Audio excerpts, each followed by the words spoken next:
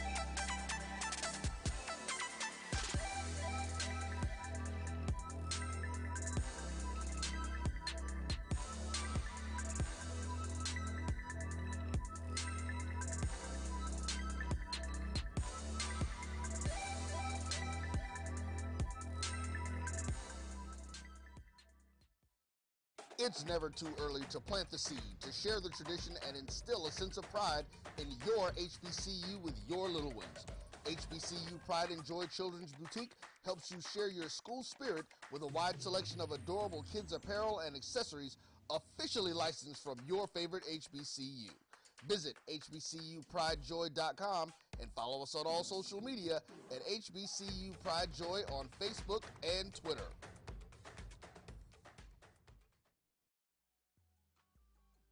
This is the Dean of the College of HBCU Sports, Kenyatta Cavill of Dr. Cavill's Inside the HBCU Sports Lab with Mike Washington and Charles Bishop.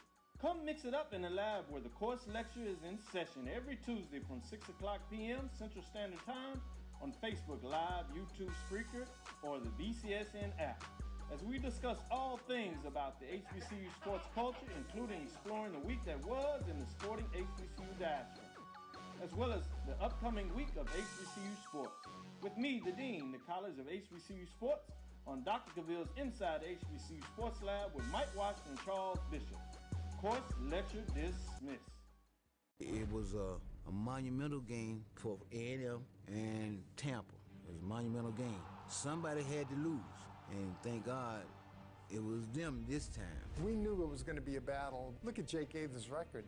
202 and 36, I think, some off-the-wall figures. And nobody would play him because they didn't want to take a chance of getting beat. But the truth of it is, over 46,000 tickets. Blacks were sitting in the east stands. Whites were sitting in the west stands. And the score wound up 34-28. The only thing we proved that we wasn't inferior, that we were not inferior, and we were not afraid. For one night, for 160 minutes, we was better than them. This is Brian Fulford. AD Drew and I are co-hosts of the BCSN Sports Wrap. We talk about all things related to HBCU athletics. From the games, teams, coaches, and fan interest stories, we cover it all. You can find our shows on Facebook at BCSN Sports Wrap, YouTube at MyJBN Online, and everywhere you listen to podcasts like Anchor, Spotify, Google, and Apple Podcasts. You can also find the show on the Jericho Broadcast Network's app.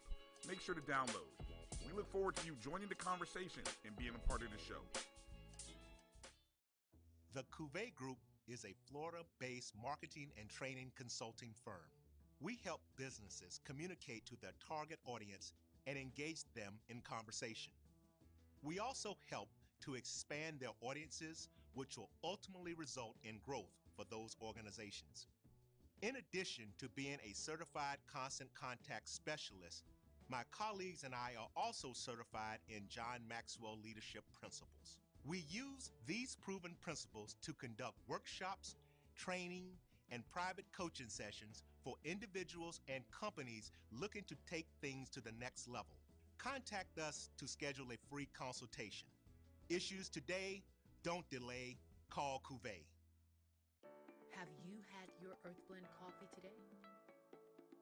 At Earth Blend Coffee, we take pride in offering you the very best of beans across the world, blended and roasted to perfection, giving you superior quality and satisfying and flavorful taste.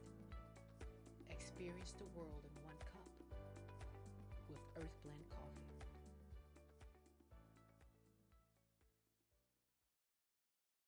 Since 2002, Empowerment Resources, Inc., a nonprofit organization, has empowered more than 1,500 youth and adults in Duval and surrounding counties through its programs Journey into Womanhood, Girls Mentoring, Life Skills for Teens, and Parenting Education Coaching.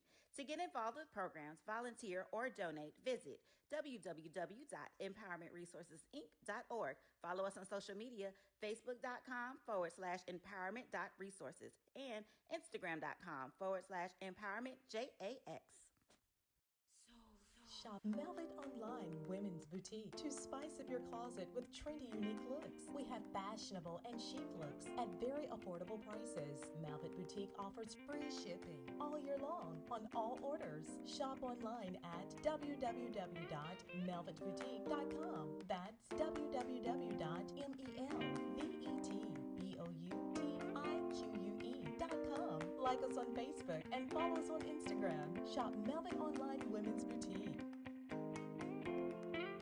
I'm attorney Clinton Paris, and Tampa's my community. I grew up here, went to school here, and my wife and I make our home here. What makes Tampa special are its people. So when I represent someone injured in my community, it's personal. Call my office and speak to a real lawyer and not some referral service. I will fight the insurance companies to get the settlement that you deserve. At the law office of Clinton Paris, we take the pain out of being heard. Sugar Chateau Desserts is a specialty bakery located in the Charlotte, North Carolina metro area. We will create delicious and one-of-a-kind treats for any occasion. Sugar Chateau is currently shipping cakes in a jar, offering a variety of different flavors in a single-serve container that can help you celebrate in accordance with social distancing. Place your orders today by calling 803-526-7895 or visiting sugarchateaudesserts.com. True Black Essentials is a retail opportunity to bring Black businesses under one roof where every product on every shelf in every aisle will be Black owned and Black produced by people all over the world. Statistics show that the $1.3 trillion of spending power that we have as Black people can easily be turned into each Black person having $2 million if we were to shop Black for 2 years. So True Black Essentials will launch an e-commerce store on November 1st, 2020, but we will open up brick and mortar stores in Atlanta, New Orleans, Charlotte, Houston, and Jacksonville, with the very first store opening in Atlanta, June 19, 2021.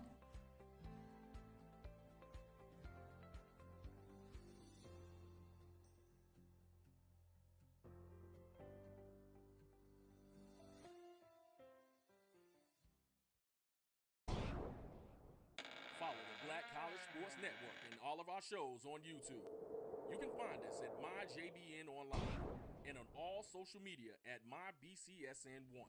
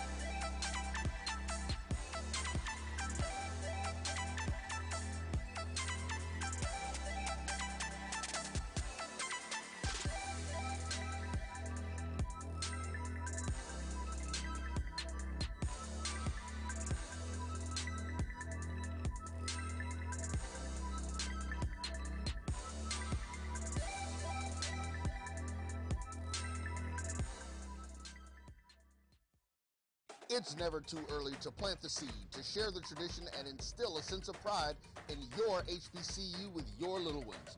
HBCU Pride and Joy Children's Boutique helps you share your school spirit with a wide selection of adorable kids' apparel and accessories officially licensed from your favorite HBCU. Visit hbcupridejoy.com and follow us on all social media at HBCU Pride Joy on Facebook and Twitter.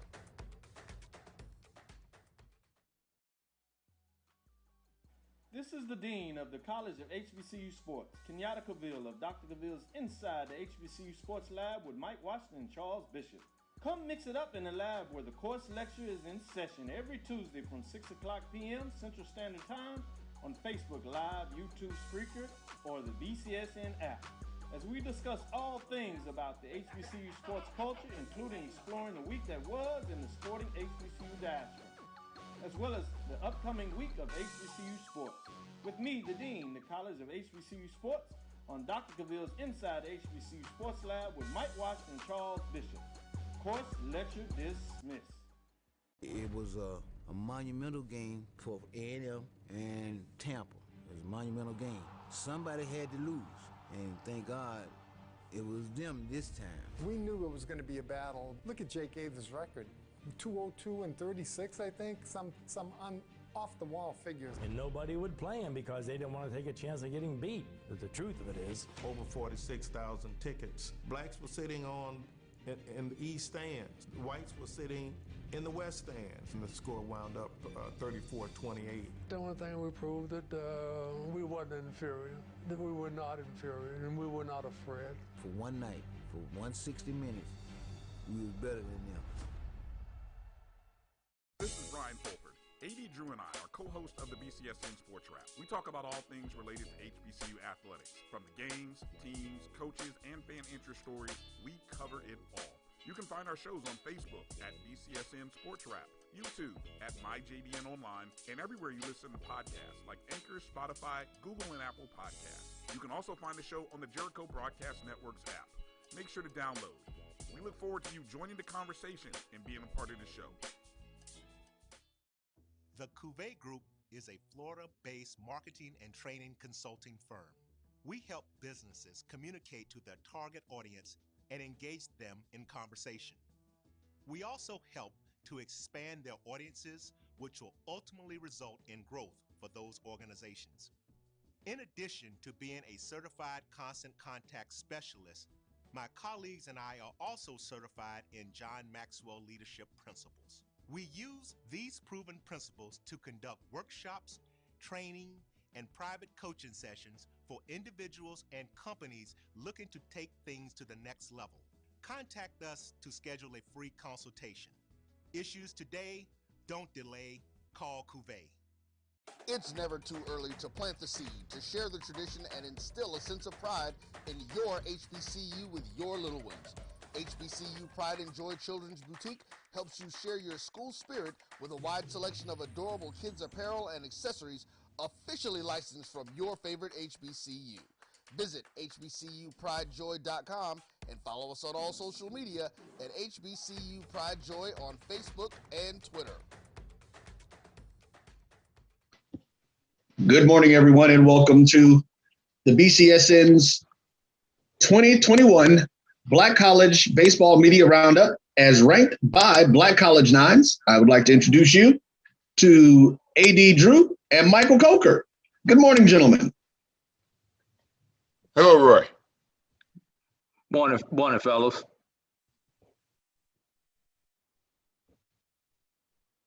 So how's it going, guys?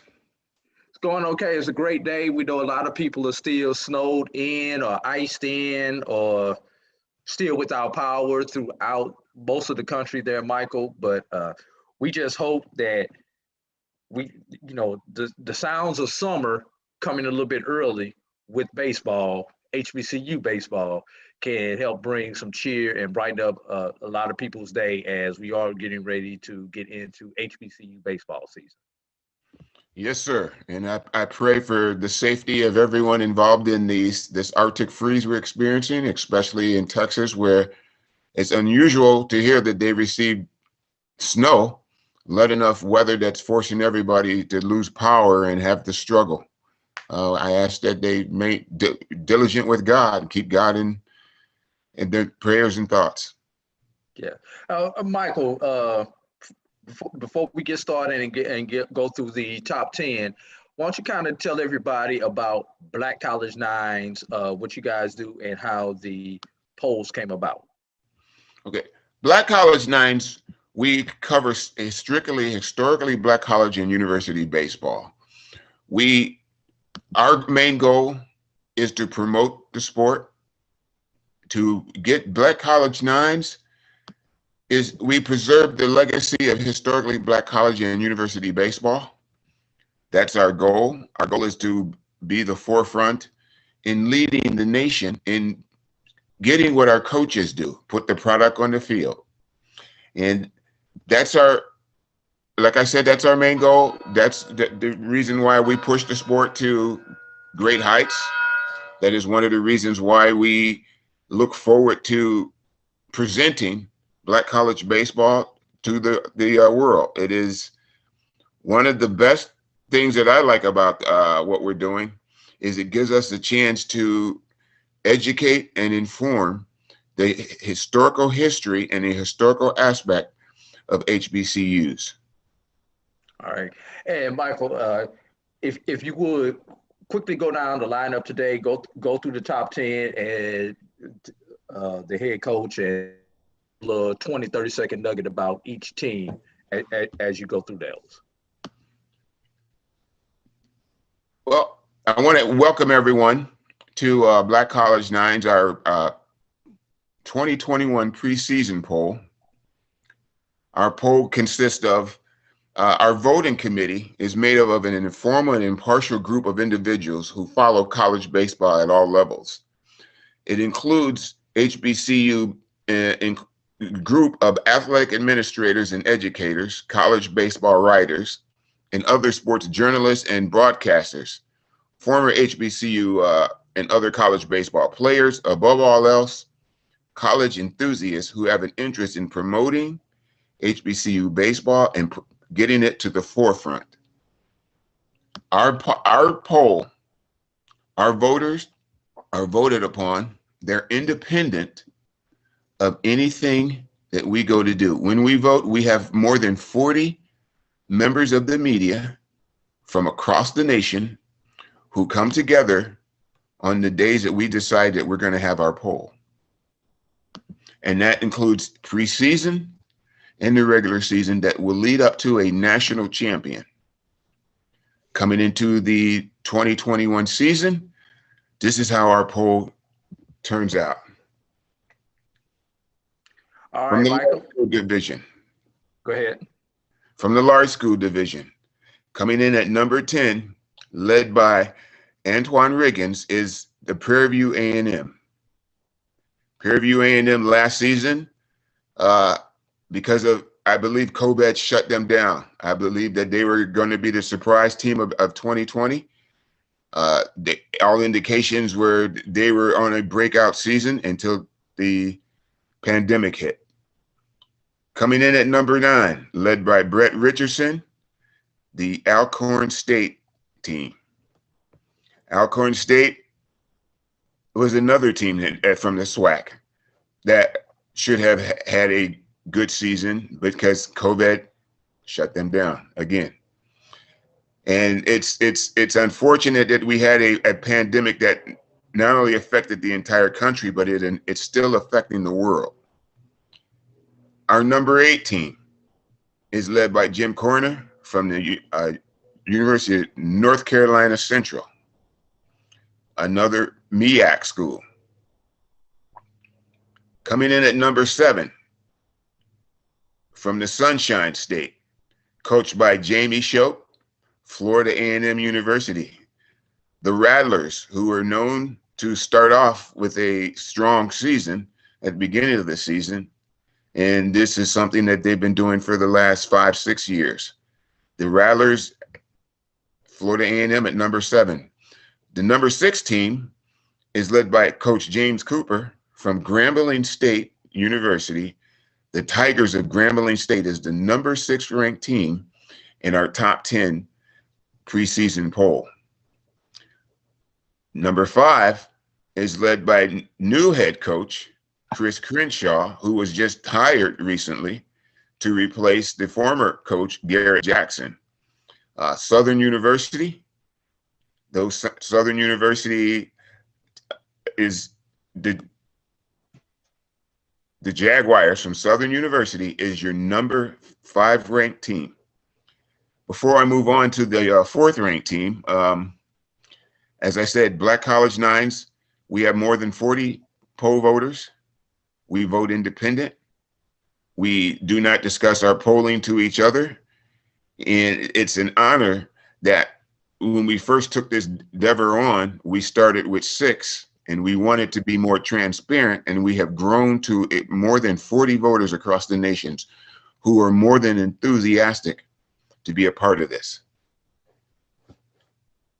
Returning to our top 10 poll to round out the remaining poll, coming in at number 4 is Michael Robertson-led Texas Southern University. Now, Texas Southern and Michael Robertson is to me, in my eyes, he is a coach. He is a second half coach. He turns his team around during the second half of each season, and he shocks and surprises people, especially in the SWAC conference. At number 4, it's Texas Southern. Number 3 is North Carolina A&T University, led by Ben Hill.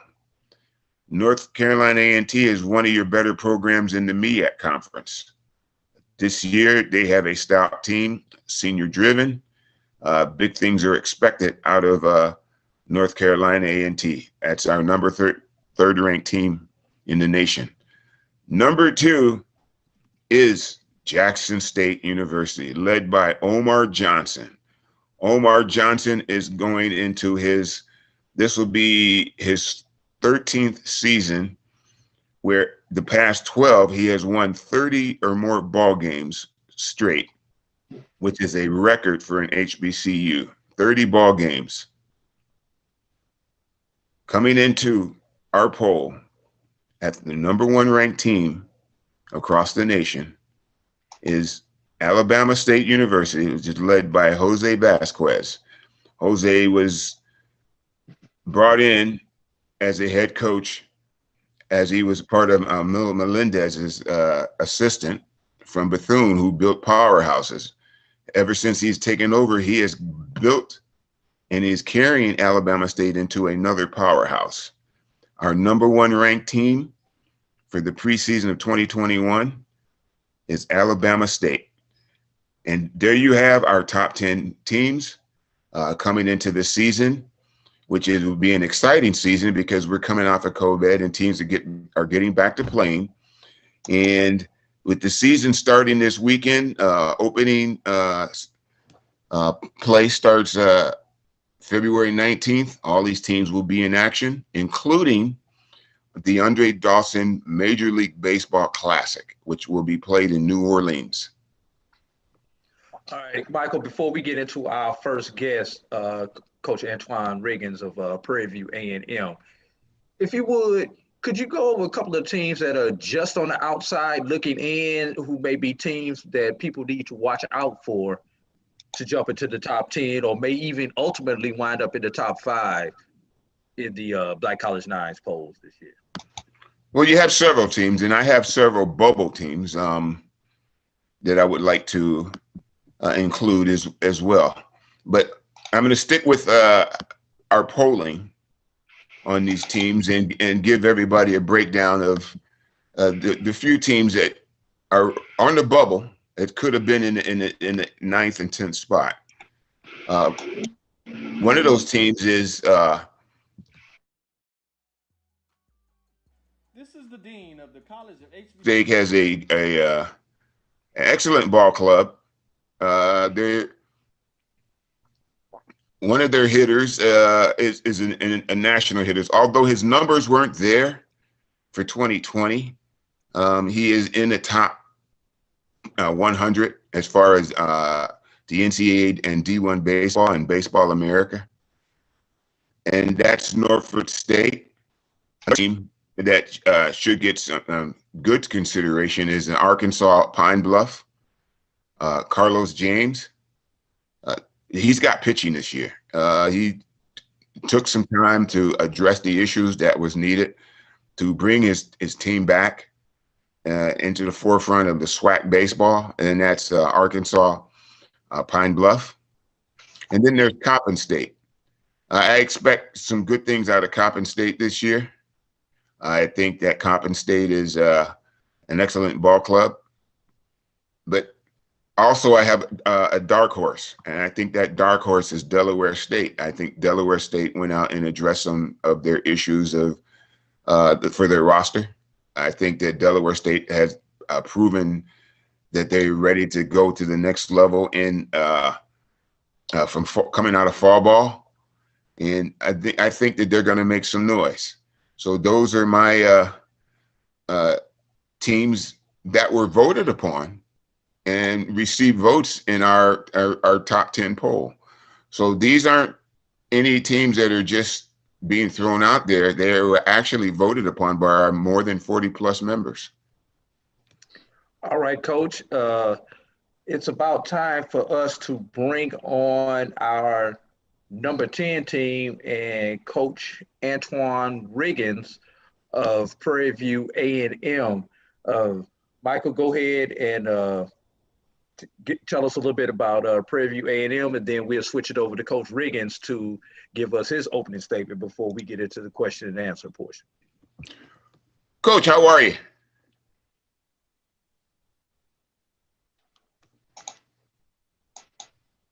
Coach? I say I'm doing fine. How are you? I'm sorry. All righty. Coach, I want to jump right in and say some things that I noticed last year. And I believe you had a breakout year last year. You know, your record indicates that. You had some good wins. What was disturbing to me was COVID, like I said. But you had a ball club. Every game you were in, you were matching with hits. When you took on a few top teams, you matched them with hits. You may have lost those ball games, but that's something that, and I think it got started in the 2019 conference championship, where you guys went in there with emotion and you came out ahead for 2020. You want to talk about that? Yeah. Thanks for having me. First and foremost, every year we focus on getting the job done, getting the job done, the task done, whatever it takes to compete. And hitting is, if you don't hit, or you don't have an opportunity to hit, you're not going to win. I know pitching and defense win games, but you also have to score runs. We've been putting it together for the past 2 or 3 years as far as hitting. But I feel real good about this year. We had a very successful fall. Before the weather moved in, we was having a very successful spring. So I'm looking forward to the beginning of the season and hope that the weather hold up so we can get started this weekend. Now, coming into the season, your first game, you're playing Friday, you're on the road. What can we expect? Our first game, your first game. Oh, our first game, we're playing against Alabama State, which is it's always a good team, a good competitive team. So I expect it to be a dogfight. I expect that, both teams to go out, hit, play defense and pitch. So looking forward to it. And like I said, man, it's going to be a dogfight. It's always good to go against one of the best teams on the other side, especially early in the year. So we'll have a scout report and everything for us to have, for us visually to have, instead of taking someone else's scout report for the championships, for the SWAC championship. So it's always good to face those guys early in the season. Michael, I'm going to jump in here really quick and just let any of our media members who are in, if you have a question for Coach, please just type it in the chat box that you have a question. We will then release your microphone and allow you to bring your camera on. So.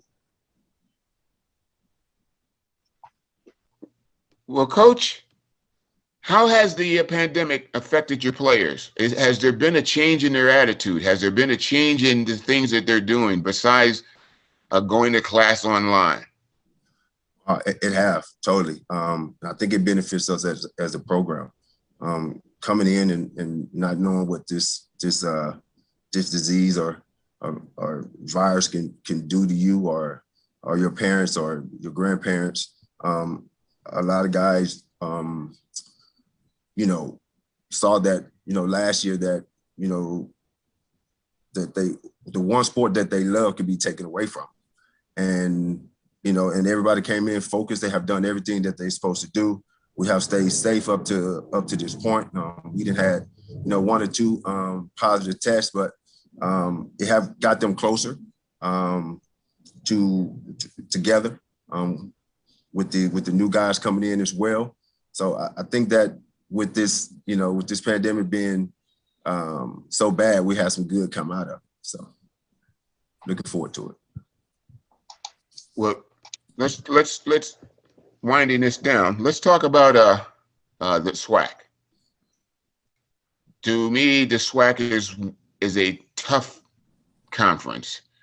Scheduling wise, your conference, you take on the big guys. There's no doubt about that for HBCUs. Coming into this season, how are you guys going to play when you play the big RPI driven top 10 teams that are ranked across the nation? Oh, we play them just like like any other game. We're going in those games to win. You know, it just depends on what you get that day. You know that in baseball that any given day anybody can be beat.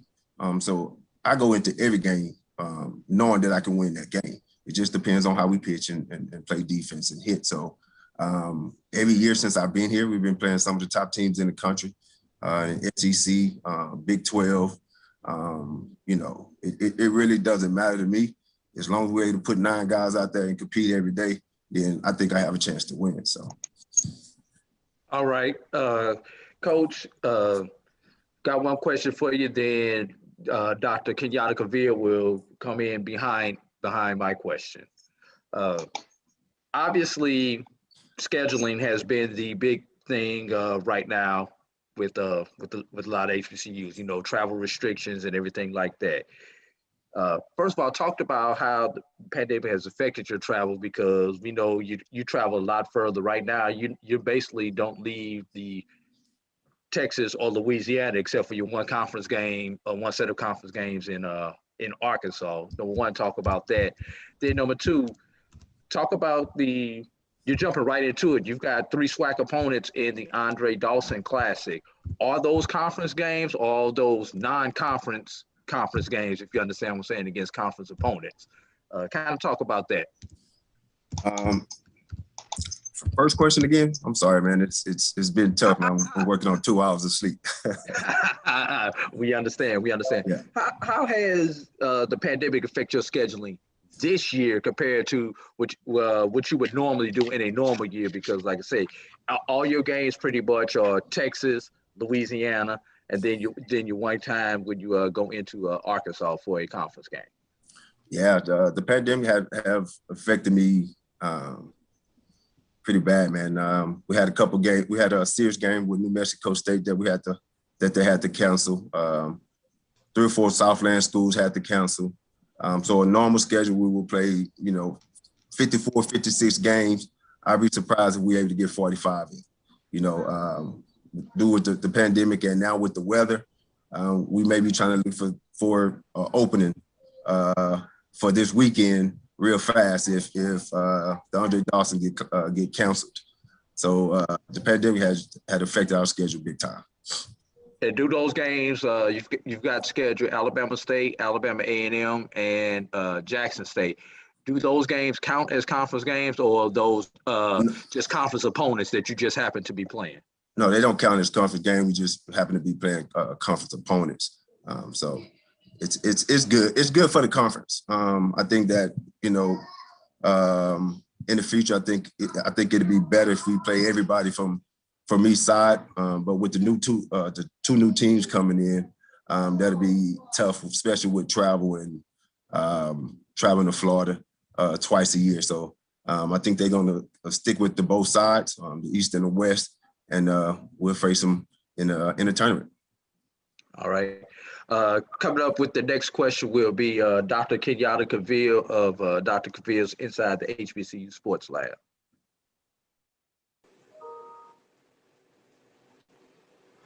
Yes, Coach Riggins.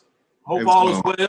Hey, it's good to see you. Great smile there. I know you're putting in a lot of work. I hope you and your family are safe. Obviously, you're right in the heart of it in Texas, and we're seeing that dilemma here as well. And so I really hope things are working out for your family. I imagine with 2 hours of sleep that you're trying to make sure everybody's warm and take care of not only the team, but your responsibilities at home. So prayers up for all involved, and stay strong. Appreciate the work that you're doing. Appreciate it. With that said, I want to play it forward a little bit. I know coaching-wise, you're always focused on the moment, and it's a great place to be, but you also have to foreshadow and be strategic in moving forward. This is kind of a piggyback on AD. I really like the way that you wrote down what is going to take place this season and how you're looking forward to that. If you would, in terms of foreshadowing a little bit, what are your expectations in terms of the expansion of the conference with Bethune-Cookman and FAMU? What does that do for the overall landscape of baseball in the SWAC? And specifically, what does that do for baseball with Prairie View, Texas Southern, if you would, in terms of the state of Texas, bringing in another state that is significant in playing the game of baseball? Wow. First and foremost, my expectation this year is just like any other year, is to go out and compete for a championship. You know, that won't change as long as I'm here at Prairie View. But as far as the two new schools coming in for our conference, I think it's huge for our conference. Not only is it huge, I think it's going to give us a little bit more marketing to get a chance to see our guys, you know, on TV or streaming or whatever it takes for, you know, to better the conference. I'm good with it. I think these two teams that we got coming in are very good teams. I think they're going to, you know, me personally, I think they're going to make the East Side a little bit tougher than they have been in the past. You know, so and it's, with Alcorn moving over, it's going to make it tough on our side as well. You know, we always say that the West Side is the tough side, so I'm looking forward to these guys coming in. I'm looking for the challenge, and I think it's good for baseball. It's good for the SWAC. It's just, you know, overall, man, I'm excited about it. You know, but yeah, that's 2022. So we got to get through this season, and then we'll look forward to that. All right, thank you, Coach. Well done. All right, no problem. All right, Dr. Gaville, thank you for your question. Is there anyone else that has a question that they would like to ask Coach Riggins? Please type it in the chat box. And with that, looks like we got AD Drew wanting to pop back in here. Doc, thank you for your time. No, Coach, all I was going to say, you got any final thoughts you want to get out to Panther Nation before we move on to our next guest? First of all, I'd like to thank you guys for having me. I think this is a great platform for us, for the conference, for Black College Baseball. I appreciate that. I appreciate everything you guys do. For Panther Nation, hey, get your popcorn ready. We ready to roll. We're gonna need popcorn and a hoodie this weekend, though. Yes, sir. Yes, sir. All right. We thank you for your time, Coach. I appreciate you guys. Y'all take care and be safe, okay? All right. Well, Coach, hold on before you leave. Hold on. Yes, Michael, go ahead and come back in. Well, I want to say to you, Coach Riggins, it's not about what Black College 9 does. It's not about what the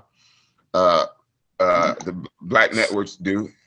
It's all about you and the product that you put on the field. You put it on the field, and we will continue to report it. I appreciate that. I appreciate that more than you know. God bless you, Coach. Hey, God bless you too. Y'all guys be safe. Thank you. All right. All right, Michael.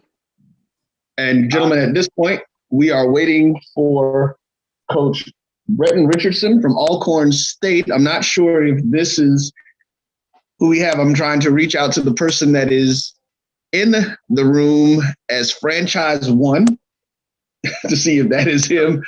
No. That's going to be there. Oh, that's Carlos Brown. Okay, so we're waiting for Coach Richardson to come in at this point. why don't you guys talk a little bit about? While we do that, Roy, I was gonna say, got Michael Coker. I'm gonna ask Dr. Cavill if he would like to come back on the screen for a brief discussion.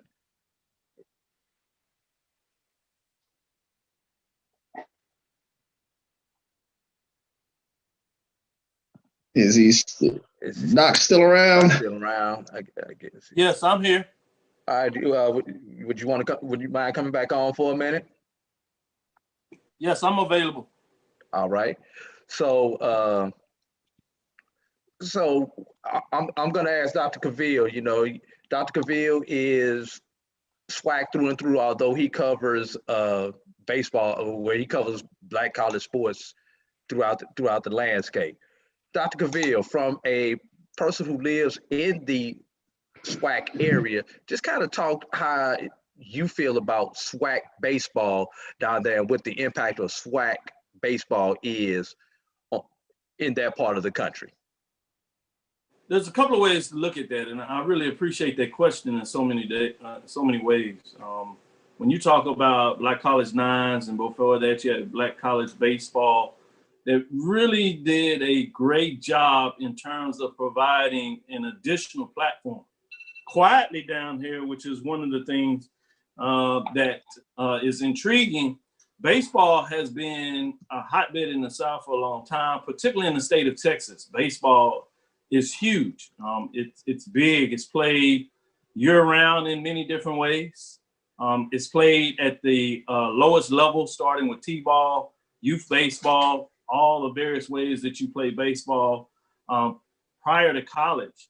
Over the last couple of years, you have seen baseball kind of go in a different direction once you get to the high school level, which has been a little troubling for those that follow baseball. But I say all that to give you a ground level framework of just baseball and the SWAC, particularly in the state of Texas. But baseball has been always big. Some people would say quietly around here that baseball is the second biggest sport behind football.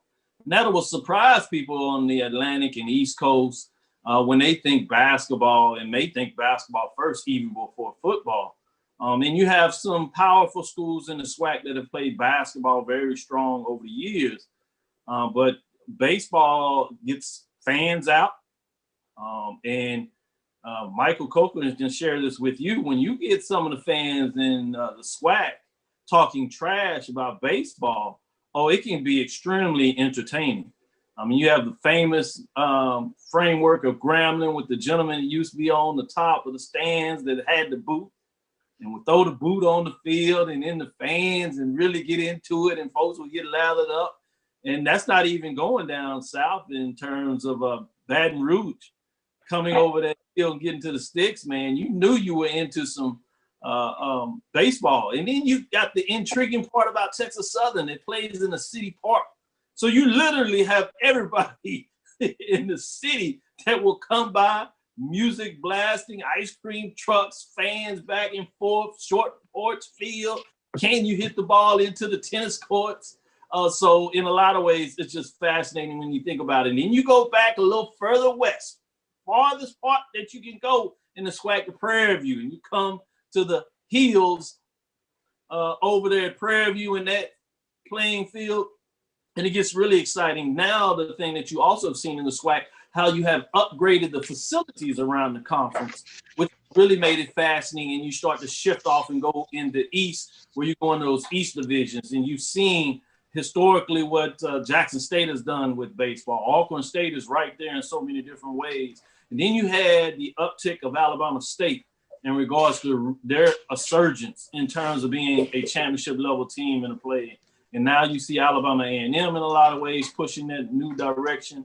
And so the SWAC has just been fascinating from a historical standpoint, has always held its own, had a chance to send people to the Major League Baseball that folks have been a fan for so many years. And now, as we start to talk about expansion, Bethune-Cookman and FAMU, which are two very solid programs. Obviously, Bethune-Cookman has been a perennial winner in terms of the MEAC, and just recently FAMU has resurged as well. and you add those power brokers to a conference that is historically rich, solidly rich, and pushing the envelope in terms of what they can do to get better. So hopefully that gives you a little framework in terms of Southwestern Athletic Conference and what it means for baseball in that part of the country, and in particular in terms of the SWAC.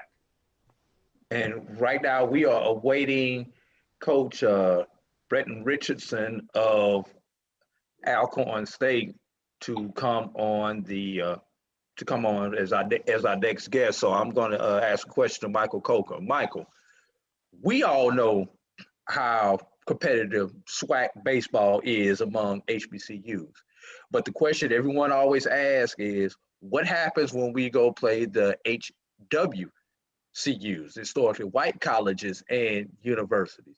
If you would, Michael, just kind of enlighten everybody about how competitive SWAC baseball is when it comes to playing non-HBCU. Well, if you look at the schedule, and this is not a knock on the MEAC teams in the MEAC, but if you look at the schedule, and each teams that schedule is ranked teams across the board in the SWAC, they're constantly taking on year after year these heavy ranked teams from the top conferences like the SEC, and you look at the RPIs of these teams that the SWAC is playing. Some people have said to me it's a regional thing. No, a lot of what the SWAC does to elevate its program, to make its program better, for once they get into the heavy conference play, they're taking on these number 5 ranked teams like Texas Tech, like Mississippi State, Auburn, and the list keeps growing and growing. As an example, Southern, LSU. These teams are constantly ranked, and they have budgets that are just will blow your mind. And when you play these teams, and when you see a SWAC team playing a top team that's ranked in the top 10, the top 15, it prepares them for the season. Like I said, it's not a knack on the MEAC, but I look at the SWAC as being an overall baseball conference because you have hitting, you have pitching. Although personally, I feel that the MEAC is more of a arms race. They have a lot of good pitching. I don't think in comparison to the hitters, it's the same. It's different. I mean, year after year, I'm a stats guy, and stats don't lie. And stats have proven time and time again the excitement that comes out of the SWAC, hitting, the overall play. And I'm not trying to, like I said, and don't get me wrong, I'm not bashing the MEAC, but a fact is a fact. I look at every year, I look at what the players do versus conference, non-conference, common opponents, and ranked opponents. And time again, I'm seeing that the SWAC teams, the SWAC players, and the SWAC coaches, they do a good job of winning games. If they're not winning, they put a good product on the field. Now, the national media is not fair, and I need to put this out there. You take Mississippi Valley State, the only time the national media really comes on board is if Mississippi Valley is losing by 20, 25 runs. And then they have 1,000 comments. They're making all of these comments. But when you have a Southern who beats LSU every year out of the 2 games they play or 3 games they play, you don't get the national media reporting this. You don't get the national media reporting when Texas Southern knocked off a number 6 ranked Mississippi State last year. You don't get these when Southern beats LSU. You don't get these when Grambling beats the top ranked teams. All you're getting is it's coming from a region, and they're saying it's a regional thing. No. With the addition of Bethune-Cookman, who was a powerhouse at one point, And Florida A&M, who's led by their head coach, Jamie Shopes, who came in from Florida State, they're just going to change the landscape and elevate the SWAC. It's doing this. It's happening already. You look at, we just got finished talking to Coach Wiggins from Prairie View. This has given a spike in recruiting. It has opened the floodgates because, like Texas, Florida is a hotbed of baseball talent. Besides football, there's two sports that they play down here heavy. Football is one and baseball is second. And shockingly enough, baseball is your #1 sport in the state of Florida, although football is more in the southern region of where I live in the South Florida area. Baseball is throughout the entire state. So I've said this for years, and I'm going to continue to say it, that the play on the field in the SWAC conference is an overall. I like the hitting. I like the pitching. I think that our teams can get over that hump of being under 500 against these ranked teams, but you have to understand that, and those ranked teams, they throw their best players against HBCUs. Nobody wants to be beaten by an HBCU. So if one of these ranked teams has a guy that's throwing 98, you better believe going into a weekend series or even a midweek game, they're going to throw their best player. All right. I'll tell you guys what we're going to do, and for all those who are tuning in with us live on Facebook, YouTube, blackcollege9s.com, and on mybcsn.net. We are going to take a quick break, and then we will bring in Coach Jim Corner of North Carolina Central University. You're watching the large school HBCU Baseball Roundup. We'll be back in just a moment. This is the Dean of the College of HBCU Sports, Kenyatta Cavill of Dr. Cavill's Inside the HBCU Sports Lab with Mike Washington and Charles Bishop. Come mix it up in the lab where the course lecture is in session every Tuesday from 6 o'clock p.m. Central Standard Time on Facebook Live, YouTube Spreaker, or the BCSN app, as we discuss all things about the HBCU sports culture, including exploring the week that was in the sporting HBCU diaspora, as well as the upcoming week of HBCU sports. With me, the Dean, the College of HBCU Sports, on Dr. Cavill's Inside HBCU Sports Lab with Mike Washington and Charles Bishop. Course lecture dismissed. It was a monumental game for A&M and Tampa. It was a monumental game. Somebody had to lose, and thank God it was them this time. We knew it was going to be a battle. Look at Jake Aves' record. 202 and 36, I think, some off-the-wall figures. And nobody would play him because they didn't want to take a chance of getting beat. But the truth of it is, over 46,000 tickets. Blacks were sitting in the east stands. Whites were sitting in the west stands. And the score wound up 34-28. The only thing we proved that we wasn't inferior, that we were not inferior, and we were not afraid. For one night, for 160 minutes, we was better than them. This is Ryan Fulford. AD Drew and I are... Hello, everyone, and welcome back to the BCSN 2021 Black College Baseball Media Roundup. Unfortunately, we did not get our number 9 team or coach. Brenton Richardson of Alcorn was not able to join us. But coming up now, we have the head coach of the North Carolina Central Eagles, Jim Kerner. And I will now turn it back over to Michael Coker and Coach Kerner. Coach Kerner, Mike Coker here with Black College Nines. How are you? Good, Mike. How you doing? I'm doing good. How about yourself? How are things coming? We're doing okay. Getting ready to play this weekend against Army and looking forward to starting up. Well, that's good to hear. In our top 10 poll, you're ranked number 8. Coming into the season, there are many factors that have forced you to make changes to your program, make changes to the way you think, how your athletic program conducts its daily business. And I'm talking about the pandemic.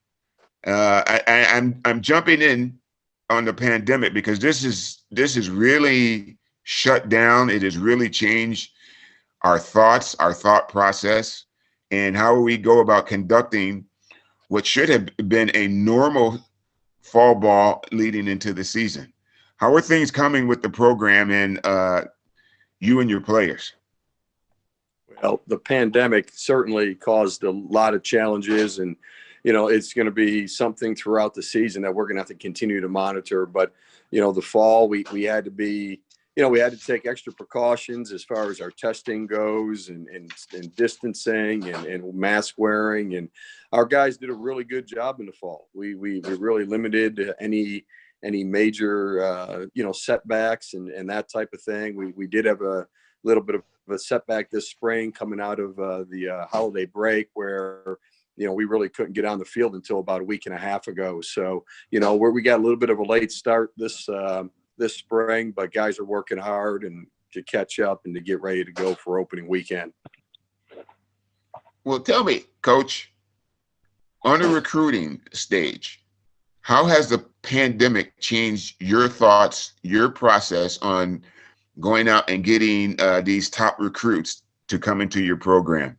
As an example, the NCAA has granted seniors, well, all players, an additional year of eligibility. And that, from across the board, is causing, people are saying it's causing problems with recruiting a freshman. How has this changed the outlook for the Eagles?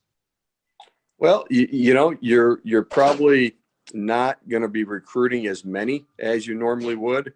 I think the biggest thing for us was to get a handle on the guys that would have returned next year, that we're going to use that extra year, and then go ahead and try to plan from there as far as the type of and number of players you wanted to bring in for the next season. So for us, it was first getting a handle on who was planning on using that extra year, and then recruiting accordingly. Now, for us, we had to do a lot of streaming. We watched a lot of games online. We obviously a lot of phone calls, but we did a lot of Zoom recruiting meetings with our recruits, where we were able to get the whole coaching staff on the calls and go through a whole presentation with video and our player development program and our academic support system to really give the players the best view of North Carolina Central that they could get.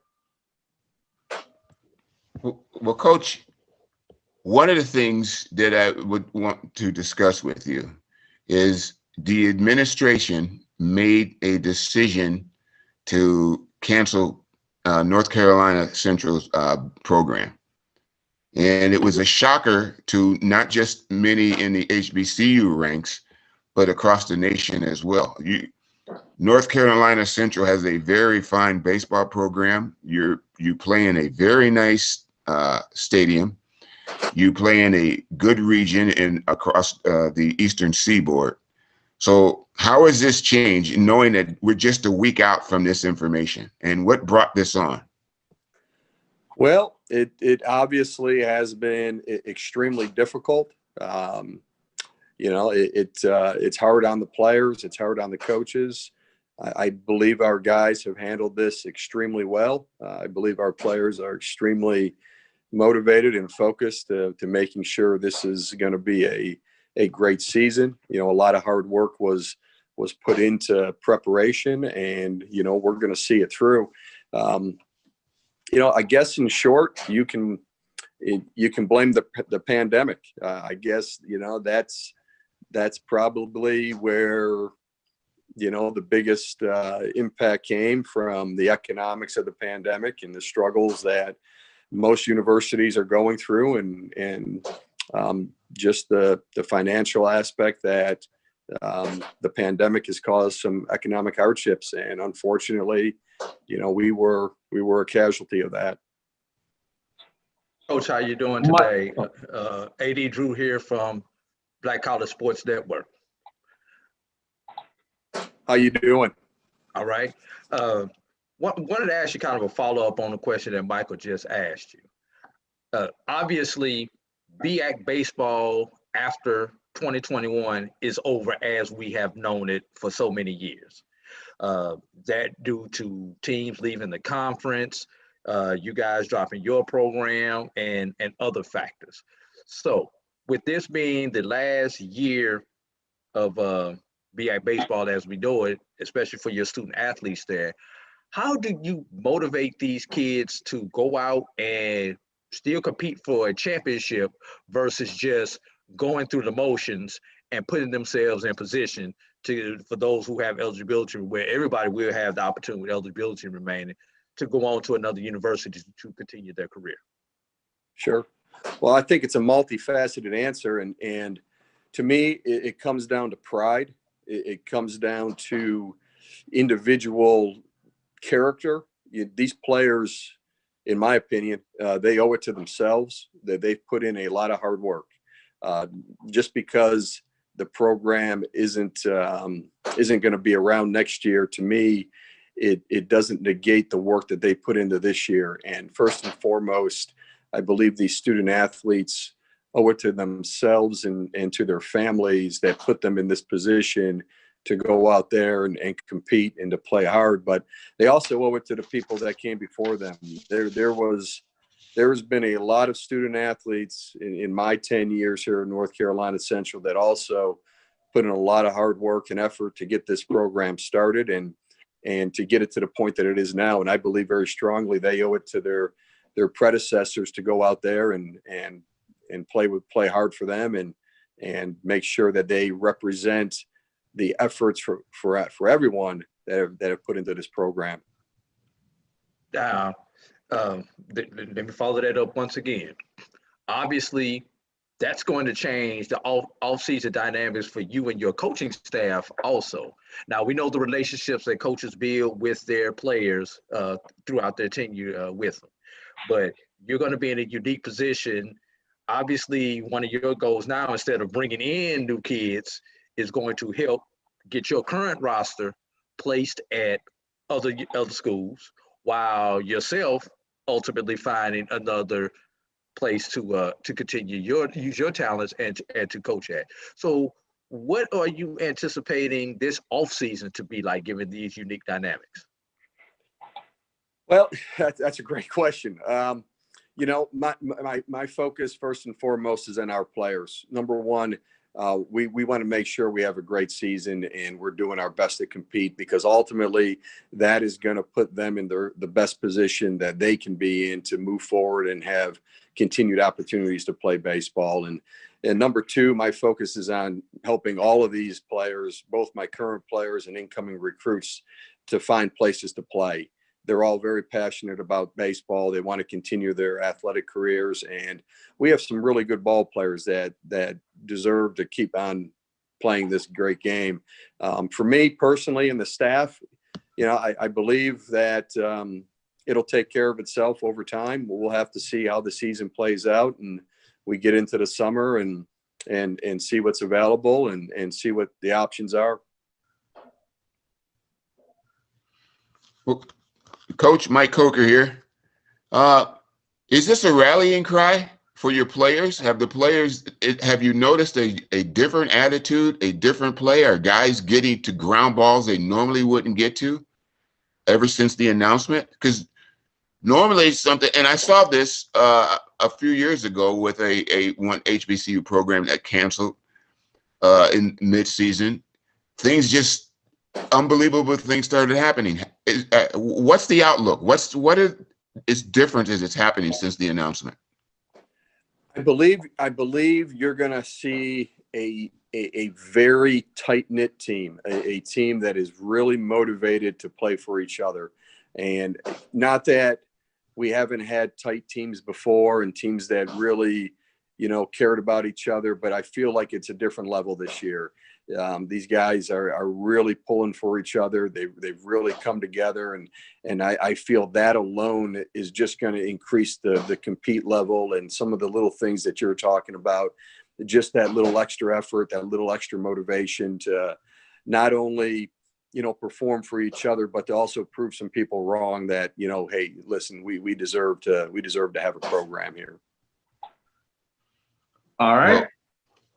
Mike, you got anything else that you'd like to ask? Well, I wanted to say to a coach, with the MEAC, and you're playing the conference this year. Where do you see the Eagles heading this year? Are we looking at a regional team? I think we're going to be right in the mix. I like our team a lot. We have some very high-end players. I believe our top 2 starters are as good as anybody in our conference. Our number 1 is going to pitch 94 to 96 and very likely to be a top 5 rounder. Our number 2 guy is not far behind him. He's Ryan Miller, number 2, was MEAC Rookie of the Year. He's been an All-American. He's been All-Conference. Very talented pitcher. We have a returning Luis De Leon. He's a preseason All-American. He's going to hit in the middle of our lineup, and there are a lot of talented players to surround him as well. I think a lot of our success is going to, really determine on how some of our young guys, some of our freshmen acclimate to Division I, and some of our transfers acclimate to Division I. But at the end of the day, I expect us to be in the mix and competing for a conference championship. All right, Coach. Any final statements you want to get out to Eagle Nation here? I just want to say I've really enjoyed my time in the conference, in the Mid-Eastern Athletic Conference. It has been a pleasure to coach these young men that I've had the opportunity to coach these past 10 years. I feel there needs to be more opportunities out there for more African-American players to play college baseball. I really wish Major League Baseball would step up and intervene to at least try to do something to keep this program afloat, to move forward. But at the end of the day, no matter where I end up or where my players end up, we've all been very proud to represent North Carolina Central in the Mid-Eastern Athletic Conference. That is Coach Jim Kerner, North Carolina Central Eagles, running it back for one last time with the eagle on his chest. Coach Kerner, thank you for your time. Thank you very much. You guys have a great day. All right, thank you. And what we're going to do right now, as we get ready to bring in our next coach, we're going to take another quick break. You are watching the HBCU Historic Black Colleges Baseball Media Roundup presented by Black College Nines and the Black College Sports Network. We'll be right back after these messages. This is Brian Fulford. AD Drew and I are co-hosts of the BCSN Sports Wrap. We talk about all things related to HBCU athletics. From the games, teams, coaches, and fan interest stories, we cover it all. You can find our shows on Facebook at BCSN Sports Wrap, YouTube at MyJBN Online, and everywhere you listen to podcasts like Anchor, Spotify, Google, and Apple Podcasts. You can also find the show on the Jericho Broadcast Network's app. Make sure to download. We look forward to you joining the conversation and being a part of the show. The Cuvée Group is a Florida-based marketing and training consulting firm. We help businesses communicate to their target audience and engage them in conversation. We also help to expand their audiences, which will ultimately result in growth for those organizations. In addition to being a certified constant contact specialist, my colleagues and I are also certified in John Maxwell Leadership Principles. We use these proven principles to conduct workshops, training, and private coaching sessions for individuals and companies looking to take things to the next level. Contact us to schedule a free consultation. Issues today, don't delay, call Cuvée. Have you had your Earthblend coffee today? At Earthblend Coffee, we take pride in offering you the very best of beans across the world, blended and roasted to perfection, giving you superior quality and satisfying and flavorful taste. Experience the world in one cup with Earthblend Coffee.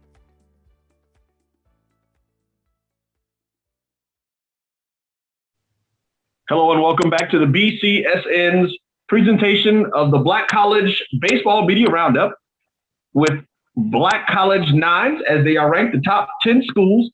Our next school that we have coming up is the number 17, Florida A&M University. And Coach Jamie Shoup. Coach, I'm going to turn it over to you and Michael. Coach, how are you? I'm well, Michael. How are you? It's always a pleasure talking to you, Coach. Every time I talk to you, it's always a learning experience. and it's always fun. Even when we finally got a chance to meet at when you played FIU in Miami, it was a pleasure to talk to you. It always has been. Well, But Coach, I want to get into you being the number 7th ranked team in our poll, and this is really unique to me because you were at Florida State. You were at a top-ranked powerhouse, and you left there to join Florida A&M. And what you've done since you've come to FAMU Nation is you've gone on to the region, the NCAA regional twice. You've turned that program around. The one thing that I look forward to every year is your first 15 games, you're spanking teams. What is it that you're doing that you brought over from being a Seminole, a neighbor to Florida A&M? Yeah, well, Michael, I appreciate it. We're you talked about coming back to FAMU and the 2 regional appearances that we participated in were the first 2 in school history. Really, those 2 are the highlights of my coaching career, and that includes the 21 years that I was at Florida State, the 10 College World Series appearances that we made during my tenure there. And really what made that so satisfying as a head coach, was not only just going to a regional tournament, being the first 2 times the school had gone to a regional tournament, but to do it with guys that had played at FAMU and had never experienced a regional tournament. My first year going, the second year as a head coach here, Brett Richardson, who's now the head coach at Alcorn State. I think he's on your top 10, so you'll be interviewing him shortly. But just seeing him and knowing him, Brett was a lifelong friend. I actually coached Brett in middle school or JV baseball back in the mid-'80s in Tallahassee. Brett's a local product from here. And just to be able to go with him and walk into a regional tournament with a guy that was a baseball lifer but had never participated in an NCAA tournament was one of my top 2 highlights. The other one was in 2019 when we went to the regional tournament in Georgia at Georgia Tech in Atlanta, to be able to walk in with Anthony Robinson, a guy that had played at FAMU years before, and again another guy that's been a baseball lifer that had never experienced the NCAA regional tournament. So, we're proud of what we've accomplished so far. We know that this year is going to be a challenge from the get-go for us, not only in MEAC play, but gosh, our schedule going into MEAC play, starting this coming up weekend against Stetson, who I think some people have actually ranked. Our schedule is so tough.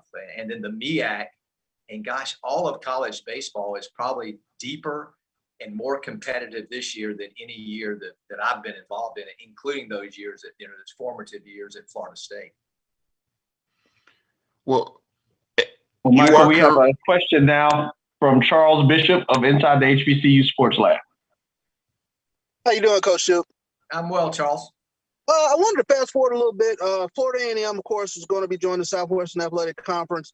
And I wanted to ask you a little bit about joining the conference. How excited are you? And bringing that style of MEAC baseball to the Southwestern Athletic Conference. And more importantly, playing over there in the SWAC East. Teams such as Jackson State, yourself, Alabama State, and Bethune-Cookman will all be fighting it out over there in the SWAC East.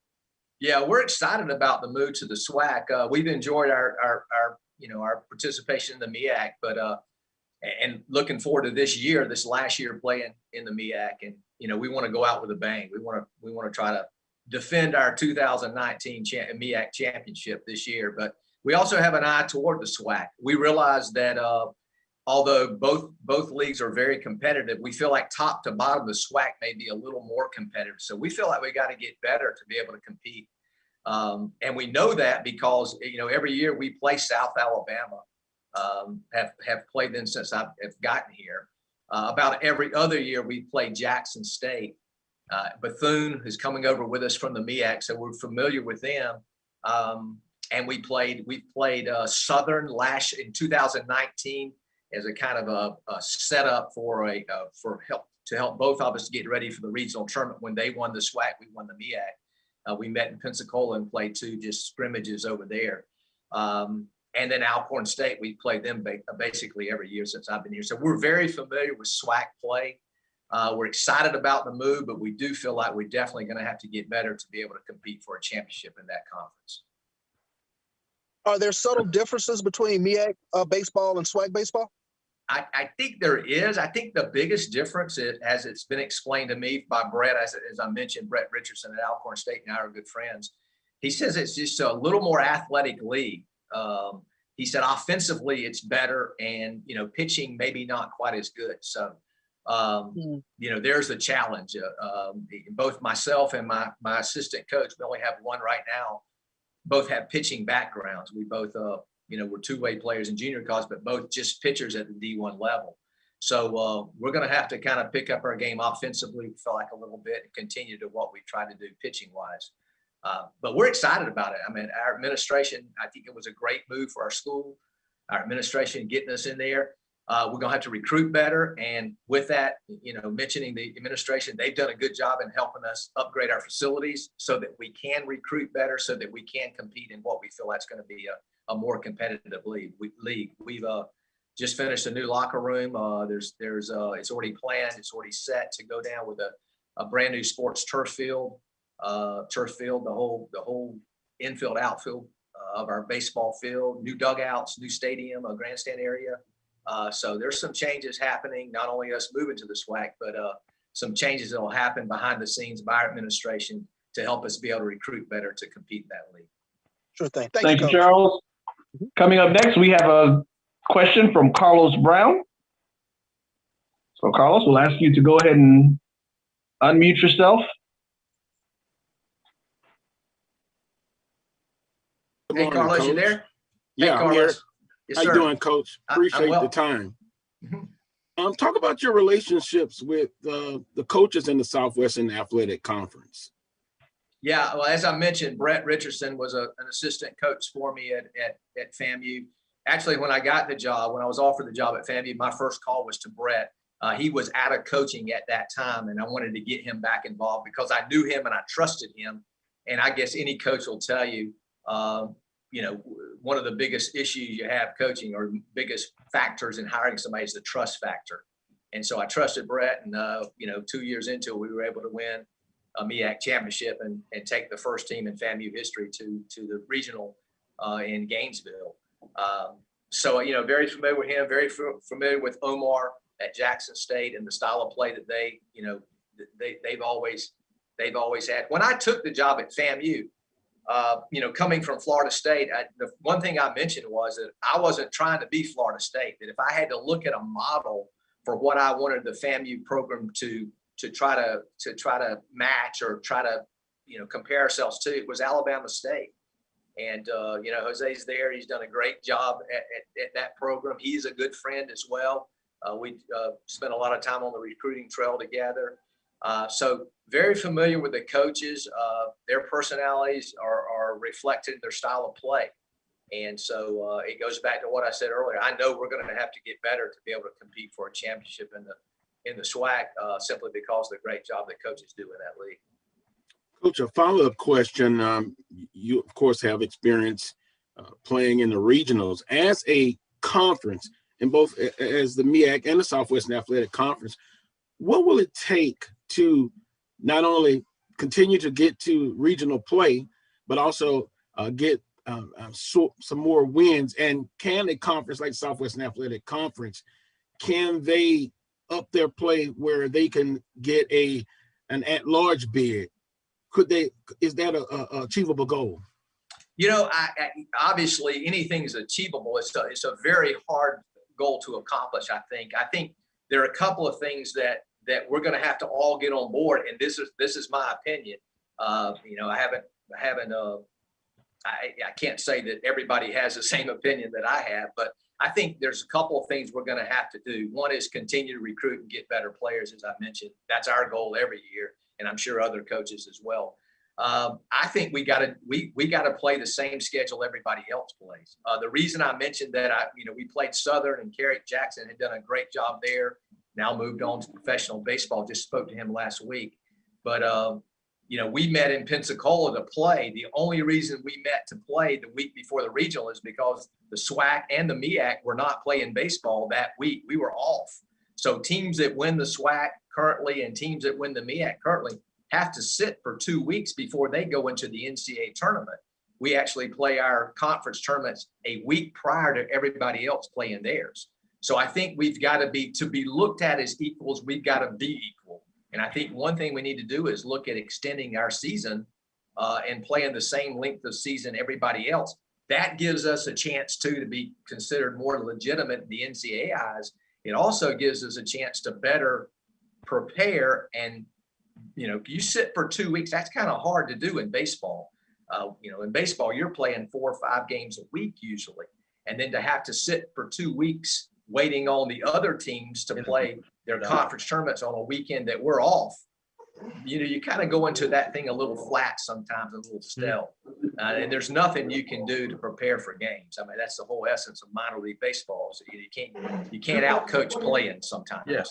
So I think that's one step that I'll encourage the conference to do. I don't know if it'll happen, but I think for us to even talk about an at-large bid, I think, those are one of the steps that we're going to have to take to be looked at as equals, to have equal opportunity to have at-large invite from the SWAC. Thank you, All Coach.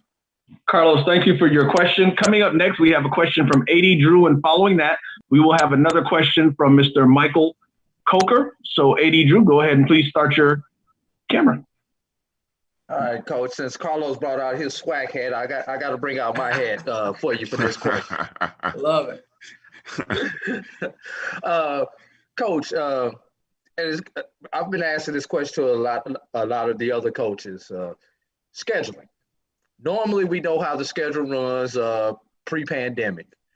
Looking at your schedule, pretty much your whole schedule is in Florida and Georgia up until April, when you finally go to North Carolina. Then you've got the one trip to Virginia. But because of where FAMU is located at, a lot of teams normally come down to play you guys in Florida. What kind of challenges did you have this year with those teams? Because normally people want to travel down to the South. You get your northern teams want to travel down to the South, especially late February, early March, to get those games in. So what kind of challenges have you had putting a competitive schedule together this year? Yeah, and if you look at that schedule, I think it's probably the most competitive schedule a FAMU baseball team has ever played. And it's not what it usually is. Usually pre-COVID, we were able to bring some of the teams down from north that hadn't really been outside, the Navies, the Armies, just different teams from up north that we played. And that kind of gave us an advantage because we had been outside a lot, being from Florida. They had it. But this year with COVID, not a lot of teams are traveling. So that allowed us and forced us, allowed us by the other teams from down south weren't bringing the northern teams down either because of COVID. So they were looking for games. And it made it necessary for us to play those, little bit more competitive teams, better teams. If you look at our schedule, we open up against Stetson. Some polls have them in the top 30 in college baseball. We open up this weekend with them. The next weekend's at South Florida, a major Division I power usually. And then the third weekend, we're only at number 1 ranked Florida for a weekend series. We also have, I mentioned Stetson, they're picked to win their conference, the ASUN. We also have the number 2 team picked in that conference, Florida Gulf Coast, coming in about our 4th or 5th weekend. And also in the middle of that is a SWAC MEAC challenge weekend against Grambling, which we're certainly looking forward to. We appreciate the Atlanta Braves doing all they've done to put that tournament together. I think the 4th weekend of the season, that series together. We're playing in the AAA Atlanta Braves Stadium in Gwinnett County. So we're looking forward to that as well. It is without question a very challenging, I call it preseason, because really the season for us all circulates around the MEAC, the MEAC schedule, and also pre-conference games are as tough as we've ever had, certainly since I've been here and probably in the history of the program. So COVID had kind of made it that tough because, again, the northern schools weren't coming down, but it also gave us the opportunity. I told the guys there's two ways you can look at it. You can look at it as a challenge or an opportunity. And we got to look at it as an opportunity because it's certainly a challenging schedule, no doubt, looking just at the ranked teams on our schedule right now. But we look at it as an opportunity. We're excited about getting to play those guys. All right, my final question before I turn it over to Michael Coker is, FAMU has, I'm going to match you, man. I got another one around here with a fang on it. I should have put that one on also. Yeah. But, FAMU had, at one point in time, had a rich tradition with the likes of Andre Dawson and Vince Coleman coming through playing on that field. They say Andre Dawson hit a home run off of the field that still has not come down yet. That was the legend that they told me when I was there back in the 90s. But just kind of talk about how you have rebuilt that tradition and taking that tradition into your new ventures that you'll be going into in 21. Yeah, you can't talk about tradition at FAMU without talking about Andre Dawson. And he looks like he could probably still hit a home run, a towering home run. He's still in great shape. And we reached out to him when I first got the job as well and came and spent some time.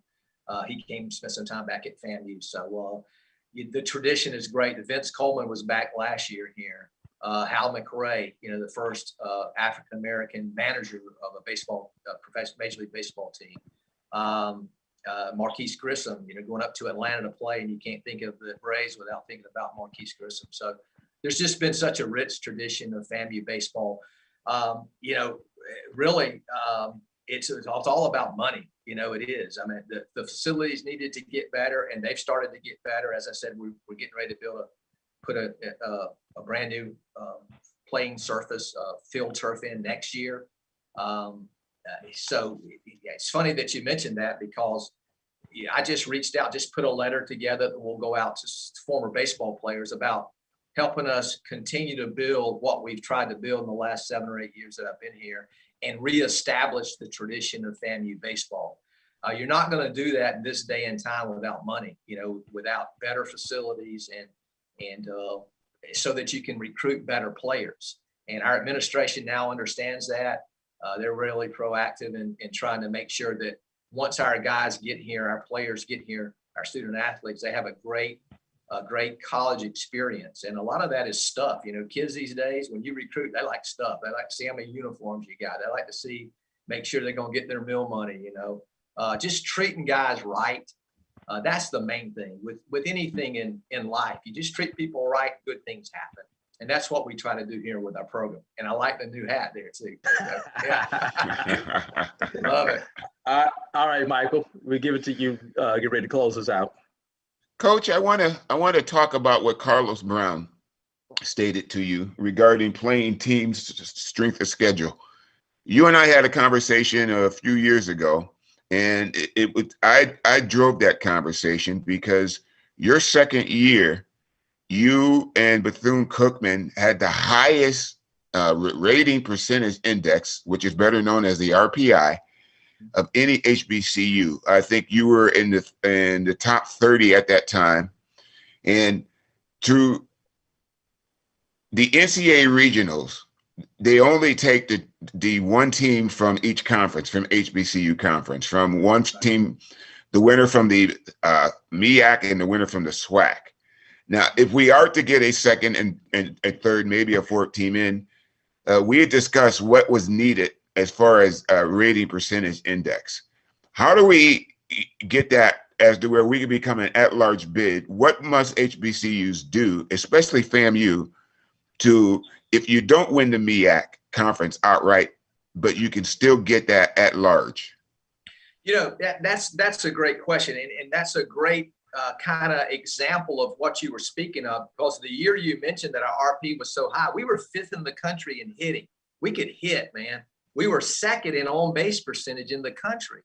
And I think we were 8th in runs scored, but we didn't win the MEAC tournament that year. Therefore, our season was over. There was no at-large bid granted to us.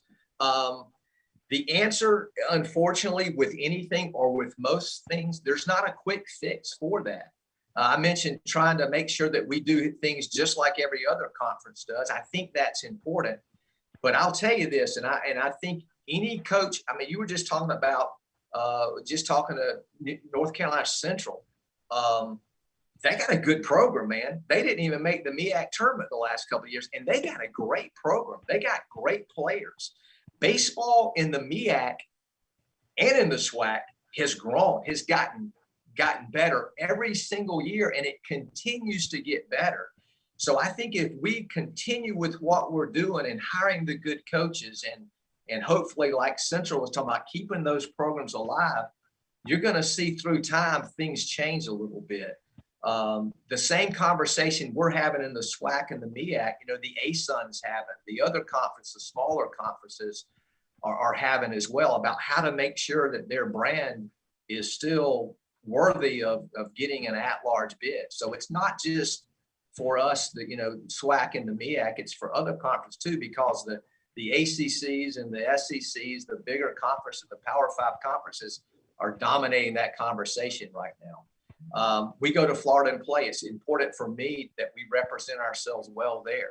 And I'm sure you ask any coach in the SWAC and any coach in the MEAC, when we go to those big time college programs, it's important that we represent our programs, but not only our programs, but the smaller school stigma somewhat, and that we start to change that. I think it's already taken place. I mean, we beat Florida my first year here. They were 6th in the country at the time. You see it every Southern. You see them beating some big time college baseball programs. I think we're on the right track. I think we need to be somewhat patient. Again, try to get the scheduling to look the same, the season, the length of the season to look the same, and just continue to do what we do. Hire good coaches that care about their kids and their student athletes, and they coach to coach men, not just to coach good baseball players, but to coach these kids into becoming men. And I think you'll see that happen, but I don't think there's a quick fix for that. Most of the things that are sustainable, they're not quick fixes. So I think this is one that's going to be tough, because again, we don't fight that fight alone. It's something that the ASUN will tell you. It's something that the Patriot League will tell you. It's something that other conferences, they'll tell you the same thing. They're frustrated sometimes. I was frustrated that year. I felt like we could hit with anybody. We couldn't pitch. We weren't great off. We weren't great from the mound that year. But dang, we could hit with anybody in the country. We stayed home and watched the regional tournament on television. So it was somewhat frustrating. But again, as long as I've been in this game, it's somewhat understandable as well. Well, you said something. I'm sorry. Go ahead. All right, Coach. If you don't mind, we're going to ask you to stay around just a few extra minutes. Coach James Cooper of Grambling, we're still waiting on him to join us. So do you mind hanging around for a couple more minutes? We've got a couple more people want to get some questions in. No problem. Looking forward to that tournament. Looking forward to playing Grambling this year. All right, go ahead, Michael. And then after Michael asks his follow-up, we'll bring on Dr. Kenyatta Cavill. Well, just a noteworthy item here. The year you beat Florida, Kevin Sullivan, their head coach, said that we got to be prepared a little bit better, because this is the state of Florida and we need to maintain our bragging rights. I don't know if you were aware of that. Was not. Well, now you are.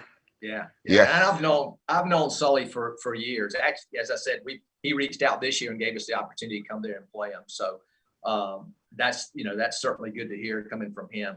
And we haven't gotten better, but we still, we've got to get better facilities. We've got to recruit better. And that's not just FAMU. That's all of the MEAC, and that's all of the SWAC. And gosh, I'm telling you, people don't realize how good HBCU baseball is. I mean, it is getting better every day. Amen to that. So we just have to continue that trend and just keep grinding and keep working. And I think you're going to see a very bright future for HBCU baseball. Looking forward to joining the SWAC and helping build the tradition of the SWAC, continue to build the tradition of the SWAC. All right, Dr. Kenyatta Cavill. Yeah, this is Dr. Cavill with Dr. Cavill's Inside the HBCU Sports Lab. Good to speak with you, Coach Shoup. I hope all is going well with you, your family, and your team, certainly during this time. Tremendous work that you're doing down there at FAMU.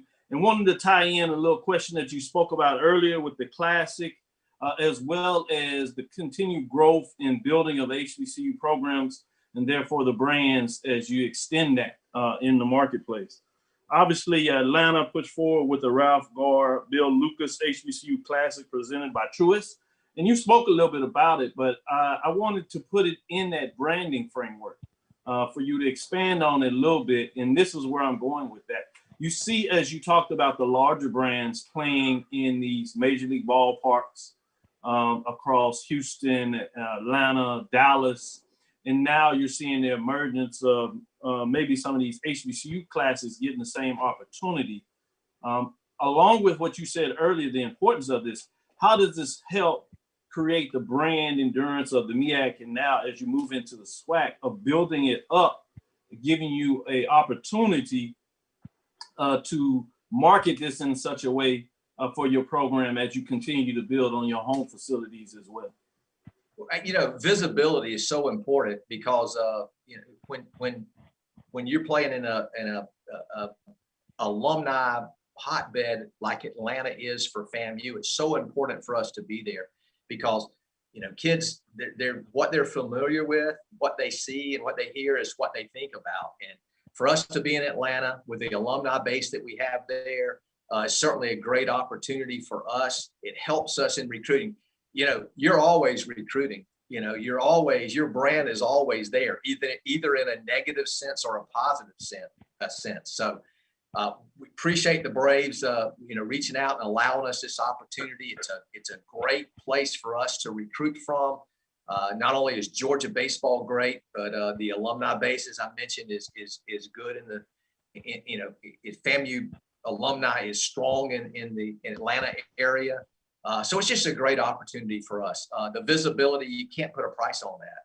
That's huge. You know, we have had the opportunity. My second year here, I think it was. Yeah, we played in Fenway Park in Boston. Actually played Central in that park, and our guys were just in awe of the facilities and the surroundings, and that just kind of helped further put us on the map and continue to keep us relevant. You know, that's the key. It's just in kids' mind, the more they hear FAMU, the more opportunities that gives me from a recruiting standpoint. So it's huge, man. Visibility is the key, and because recruiting is the key for us to be successful. So the more visible we are, the more it helps us in that sense. Thank you for sharing that, Coach. Good luck this season. Thank you. Stay safe. Appreciate that. Thank you. All right, everyone. We want to take this time to thank Coach Shoup again for coming in and hanging out with us, all these other folks and us Rattlers. So we're going to do, Coach, again, we hope you guys have a great season and continue. And just one of the things we love to say, we are definitely looking forward to that move to the SWAC and what that baseball is going to look like. And we're definitely excited about being a part of moving that forward. So thank you again, Coach Shoup. Appreciate it. Appreciate all you do for college baseball, man. Thank you. Thank you. Right now, what we're going to do, folks, is we're going to take us a quick commercial break. We'll be back. We are awaiting Coach James Cooper of Grambling State, but we do have Coach Crenshaw of Southern University on deck. So if we get it in there, we'll be having a few things going on. So we'll be back with more of the BCSN 2021 HBCU or Black College Baseball Roundup. Since 2002, Empowerment Resources, Inc., a nonprofit organization, has empowered more than 1,500 youth and adults in Duval and surrounding counties. Through its programs, Journey into Womanhood, Girls Mentoring, Life Skills for Teens, and Parenting Education Coaching. To get involved with programs, volunteer, or donate, visit www.empowermentresourcesinc.org. Follow us on social media, facebook.com/empowerment.resources and instagram.com/empowermentJAX. Shop Velvet Online Women's Boutique to spice up your closet with trendy, unique looks. We have fashionable and chic looks at very affordable prices. Velvet Boutique offers free shipping all year long on all orders. Shop online at www.melvetboutique.com. That's www.melvetboutique.com. Like us on Facebook and follow us on Instagram. Shop Velvet Online Women's Boutique. I'm attorney Clinton Paris, and Tampa's my community. I grew up here, went to school here, and my wife and I make our home here. What makes Tampa special are its people. So when I represent someone injured in my community, it's personal. Call my office and speak to a real lawyer and not some referral service. I will fight the insurance companies to get the settlement that you deserve. At the law office of Clinton Paris, we take the pain out of being heard. Sugar Chateau dessert. Welcome back to the BCSN Black College Baseball Roundup, presented by Black College Nines. Joining us today from Black College Nines is Michael Coker. And also on screen with us right now from inside Dr. Cavill's HBCU Sports Lab, featuring Mike Washington and Charles Bishop, is Dr. Kenyatta Cavill.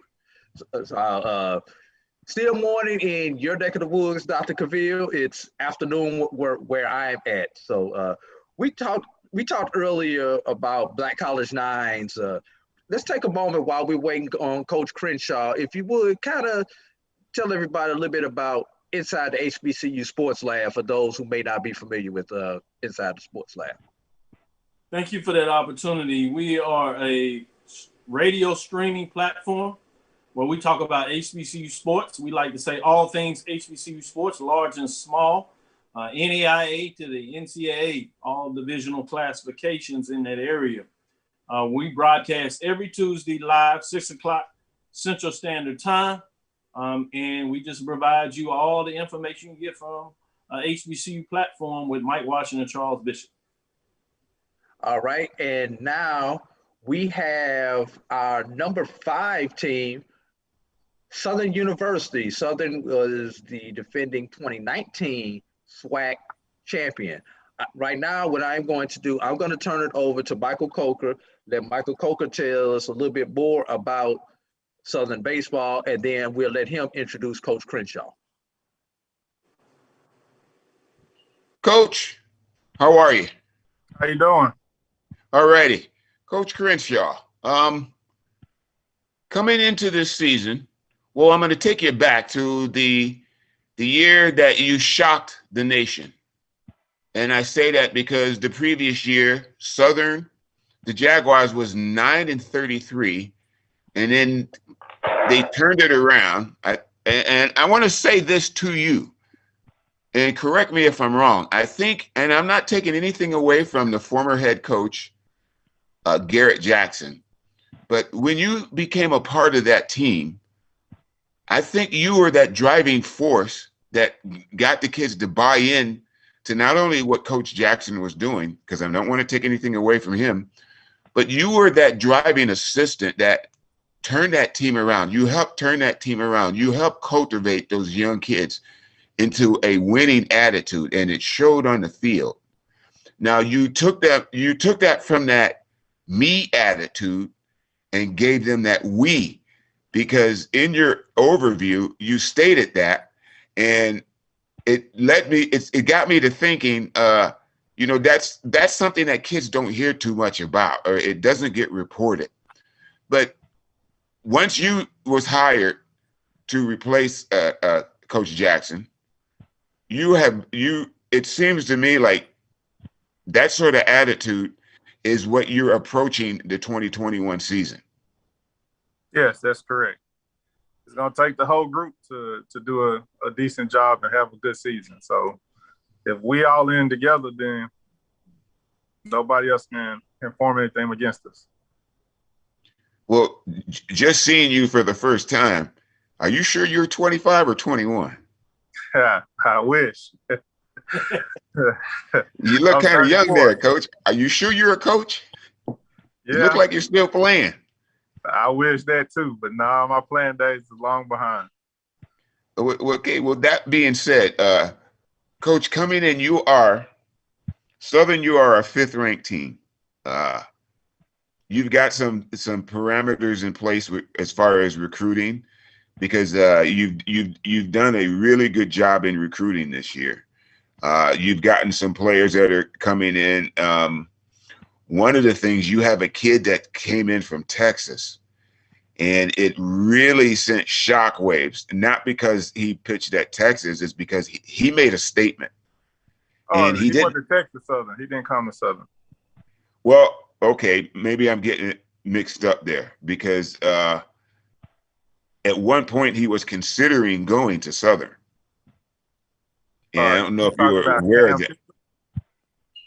I'm sorry. You talking about Cameron Fields? Yes.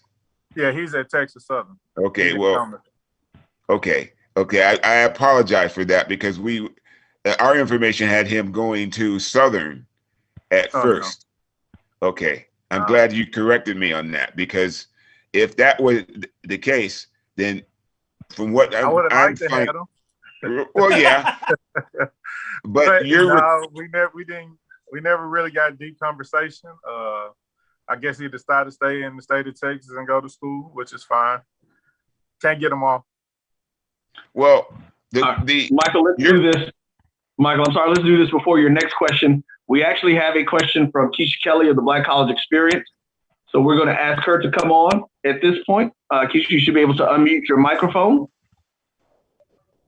and give her got to give her that opportunity to get her question in the coach. Hey, Coach Crenshaw, everybody was representing for FAMU, so I'm going to do it right, and I'm going to represent for those Southern Jaguars in the background, class of 2003. But I am. I'm Black College Experience, class of 2003, Southern University. My question is, because we keep talking about the stats and the kids and how they're coming.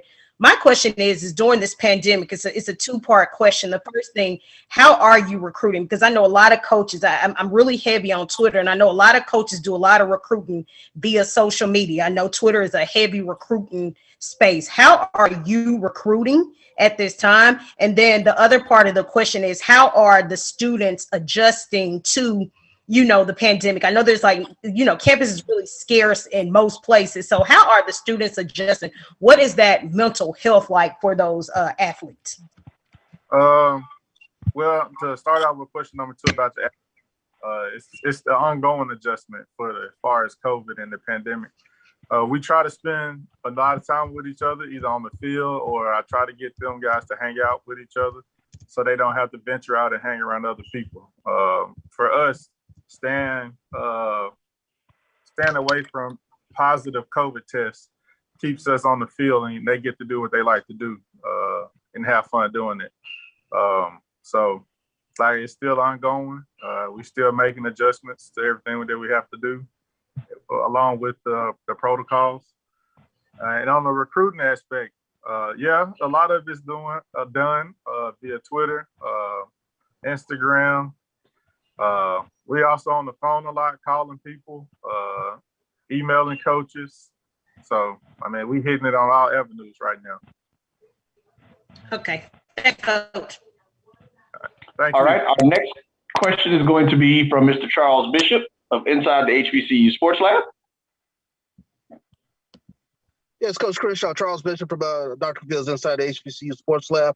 And I wanted you to kind of give us a little bit of an overview of Southern's baseball team this upcoming season. I know that you have a lot of newcomers coming in, but kind of flesh out the roster and what you have that's going to be on the field this year. We have I would like to say we have a experienced, unexperienced team. We got a bunch of guys that have played baseball a lot, but as far as playing among each other, we haven't had much experience doing that. Practice got cut short in the fall. I was named the head coach in December. We've been back now practicing, trying to get things done as far as the team, but with the rain, the snow, the ice, we've been mixing it in, just trying to find somewhere to get inside to do some stuff as a team. It's hard to scrimmage and all of that right now with the weather. Sure thing. With regards to just trying to get some good practices in, if you will, what are some of the unique challenges that you kind of come across in terms of trying to get a team prepared for the season? Pretty much it's been just the rain in the field. Our field holds water. We're working on trying to figure out ways for it to drain better, so it won't be so much standing water. We've had a couple scrimmages. We've used the football field a couple times to get out there and get something done. We got a portable mound that we pull out and we scrimmage on the football stadium. So we've had about 6 scrimmages so far. I would like to have been around 12 by now, but I mean, we got to do what we got to do. Sure thing. Thank you, Coach. All right, and it looks like our next question will be from Mr. Carlos Brown. Carlos, go ahead and start your video.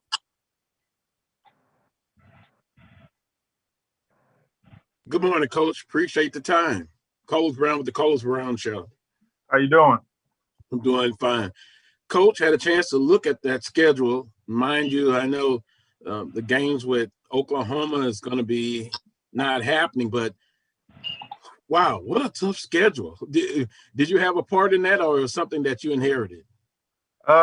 Me and Coach Jackson worked together in the schedule. I would come to him with teams, and he would tell me, figure out a way to get it done. And so it was kind of 60% me, 40% Coach Jackson, and then in the end, it was all me.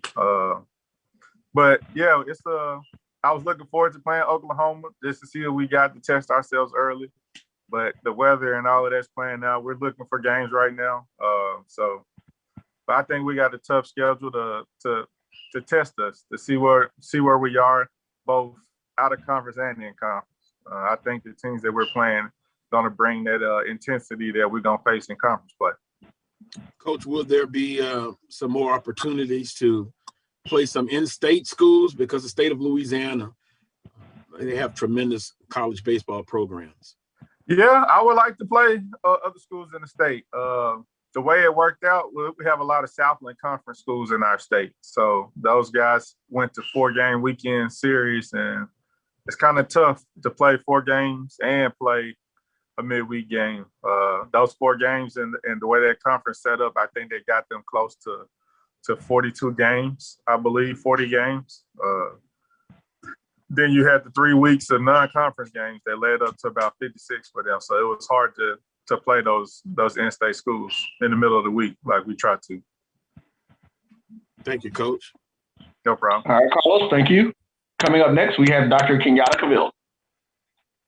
This is Dr. Cavill with Inside the HBCU Sports Lab. Justin, get the picture on there. Coming in there. I'm doing well. Good to have you, Coach Crenshaw. Wanted to ask you, last year you were the hunted in a lot of ways, and this year you will be hunted. So just want to talk about your philosophy. Is it different when you go into the season with that mindset, or do you have a philosophy with your team in regards to keeping a level set in what you bring as a philosophy? And I guess that kind of shift now that you're the head person. Is that the same or is it similar? Give us a little in-depth. Give us behind the scenes, Coach. I know at times y'all don't want to let us inside the locker room. We want to get a little more feeling about the Southern Jaguars. It's a great program down there now. Yeah, it's got a lot of tradition, and that's what I try to remind our guys.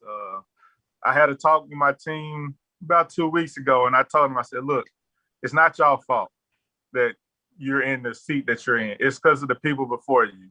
They laid the foundation, and it's still some schools that haven't recovered from those years where those other guys played. So yeah, we're gonna be everybody's Yankees. So we got to show up to play.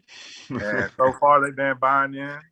We've been working hard. I hadn't had anybody say they didn't want to do it. Everybody seems to be very alert and getting after it. We've had good intense practices when we've had chances to get out on the field, but I mean, I just try to remind those guys, hey, they coming for you. The last championship that was played, we won it. And then years before that, I mean, we were winning championships. So like I try to remind them in a nice way that, look, guys, it's really not your fault that you're in this position that you're about to go through this season. I really like you taking us behind the curtain in that locker room. I really appreciate that, Coach. A lot of fans are big about that. And as you talk about it, we hear it all the time on this side, talking about the S on your chest. So sounds like they're learning, or if they haven't already learned. With that, the second part of that, let me go a little further into that. I know you're focused. You look at game by game, week to week, and it's important context to that when you talk about players. But if you would, from a media perspective, if you would allow us, talk a little bit now with the framework from an overall perspective from the SWAC, with the expansion of Bethune-Cookman and FAMU. Obviously, the SWAC was a very proud, historic program. For the longest, it was dominated by Southern, as you talked about, Jackson State and Grambling, to some degree, maybe Alcorn. And most recently, it has expanded, gotten bigger and better and deeper, if you would allow me to use that framework, with Prairie View and then Texas Southern and Alabama State. And you have the other ones in, getting back into that mix. Now you add these programs that were top programs in the MEAC coming into the SWAC. What does that do for the overall brand of the SWAC? Obviously, Southern leads that in a lot of ways, but give us a big perspective of what that does in terms of pushing the SWAC, and how does that elevate Southern in any way? Well, first off, I would like to take some of that pressure off of us. We're just trying. We just fitting in with everybody else in the conference. But Bethune-Cookman and Florida A&M, they bring in some Florida flavor, so it opens up recruiting for us. So that's how I look at it. We need to go recruit in Florida a little bit more to get some players to come play for us at Southern University. But as far as the conference overall, we've always been a good baseball conference. A lot of people probably never respected the conference because of the setup, but I've always thought highly of the conference. I played in the conference as a player, and now I'm back coaching in it for my 8th year now in the league. So, I mean, from top to bottom, I think every team is competitive. They all offer different styles of play. But I'm excited. We got it's a good group of coaches in our league right now. So with Mike Robertson over at Texas Southern, Coach Omar Johnson over at Jackson State, Coach Vasquez at Alabama State, and Coach Cooper, and the rest of the coaches, Coach James, Coach Richardson. I'm excited. I can't think of the Valley coach name, Coach Stevens. So, like I said, we got a deep group of coaches in this league, and I think we all have different ways of going about our program and getting our players excited to play. No doubt about it, Coach. As we have our lead. Coach Rick, by the way, at Prairie View, he does a good job as well. There you go. Get them all in. I like the way you shift that pressure. That's smart, Coach. A baseball correspondent, analyst, if you would, Michael Coker, talked about your age and your look. I'll just say this. You certainly are seasoned, because that was a smart way to make sure that you deflect and make sure everybody gets a little bit of this pressure and love around here. I need the pressure to be on them guys. I just want my guys to show up and play. I like all the press going to Alabama State. That's a good thing. I don't like the bullseye on my back. Yeah, smart man, Coach. With that, I'll shift it back over to the rest of the team. Appreciate your time. Thanks for all you do with the program. Stay safe. You too. All right, Coach, we're gonna let Michael Coker come back in here, and I think we're gonna see if he doesn't have another question, give you an opportunity to get your last comments in. Coach Richardson actually has joined us, so we will let him know we will be bringing him in shortly. So, Mike, do you have anything else that you would like to ask Coach? Yes, Coach Crenshaw. Throughout the 2020 season, you're very much aware of the health crisis that we faced with. How has this helped recruiting? How has it hindered your efforts to recruit? And what have you done to get by the pandemic to protect yourself, your players, and get recruits in?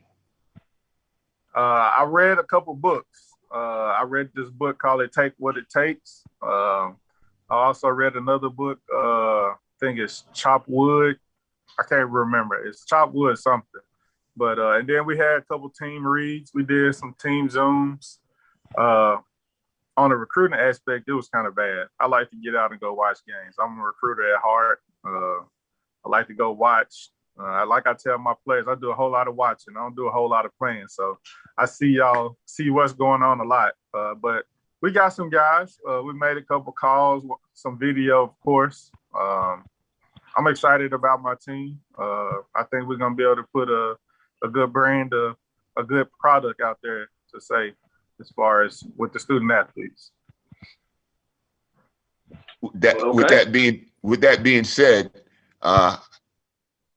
the 2021 season? What can we expect from Southern baseball? And I got to put you on that spot. I expect us to come out and play hard. I wouldn't ask them to do anything other than that. Play hard and play smart. Play fast. Thank you, Coach. No problem. All right. Well, we're going to go ahead and take a break. With that being said, Coach, thank you again for your time. And we will be back with our next coach, Coach Robertson of Texas Southern. And we'll be right back with more of the BCSN's 2021 Black College Baseball Media Roundup. Is a specialty bakery located in the Charlotte, North Carolina metro area. We will create delicious and one-of-a-kind treats for any occasion. Sugar Chateau is currently shipping cakes in a jar, offering a variety of different flavors in a single-serve container that can help you celebrate in accordance with social distancing. Place your orders today by calling 803-526-7895 or visiting sugarchateaudesserts.com. True Black Essentials is a retail opportunity to bring Black businesses under one roof where every product on every shelf in every aisle will be Black owned and Black produced by people all over the world. Statistics show that the $1.3 trillion of spending power that we have as Black people can easily be turned into each Black person having $2 billion if we were to shop Black for 2 years. So True Black Essentials will launch an e-commerce store on November 1st, 2020, but we will open up brick and mortar stores in Atlanta, New Orleans, Charlotte, Houston, and Jacksonville, with the very first store opening in Atlanta, June 19, 2021.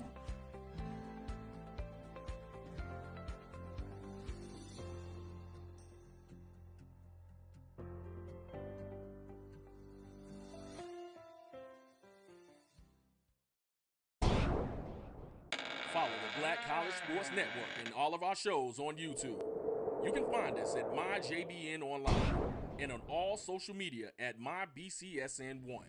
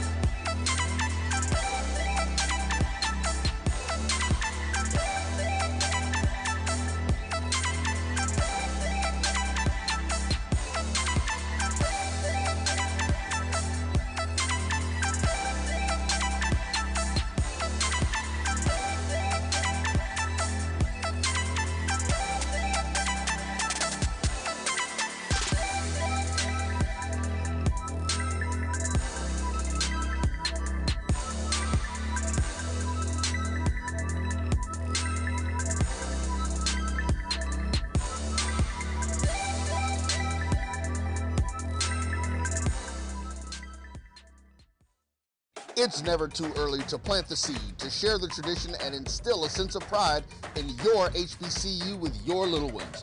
HBCU Pride and Joy Children's Boutique helps you share your school spirit with a wide selection of adorable kids apparel and accessories officially licensed from your favorite HBCU. Visit hbcupridejoy.com and follow us on all social media at HBCU Pride Joy on Facebook and Twitter.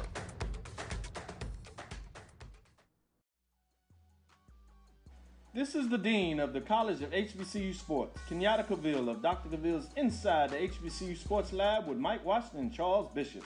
Come mix it up in the lab where the course lecture is in session every Tuesday from 6 o'clock p.m. Central Standard Time on Facebook Live, YouTube Spreaker, or the BCSN app, as we discuss all things about the HBCU sports culture, including exploring the week that was in the sporting HBCU diaspora, as well as the upcoming week of HBCU sports. With me, the Dean, the College of HBCU Sports, on Dr.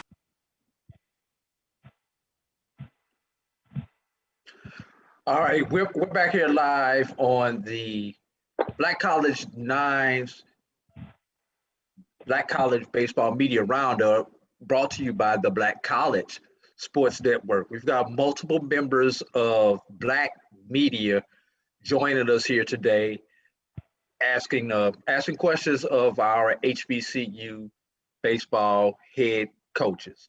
Thus far, we've talked to Coach Antoine Riggins of Prairie View, our number 10 team. Coach Bratton of Alcorn State, number 9, was unable to join us. Did talk to Coach Kerner of North Carolina Central, our number 18.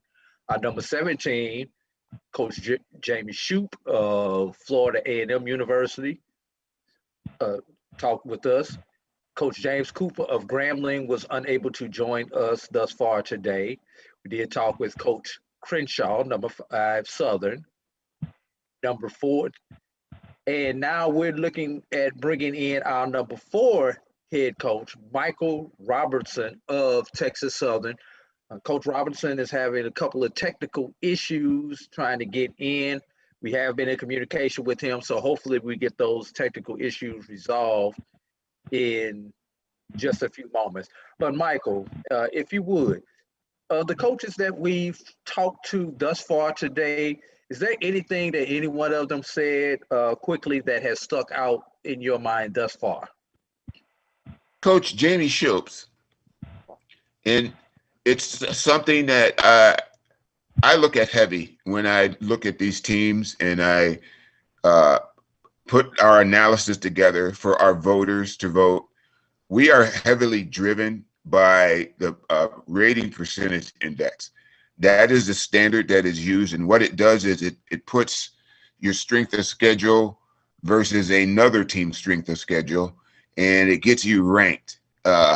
It helps for, like, when the NCAA tournament comes around, because I think that it is a travesty that we only have 2 teams from HBCUs, whether one from the SWAC and one from the MEAC. That's not awarding teams, especially when you have teams from the ACC, the SEC, the Big 12, and the Big 10, when they send 5-6 teams.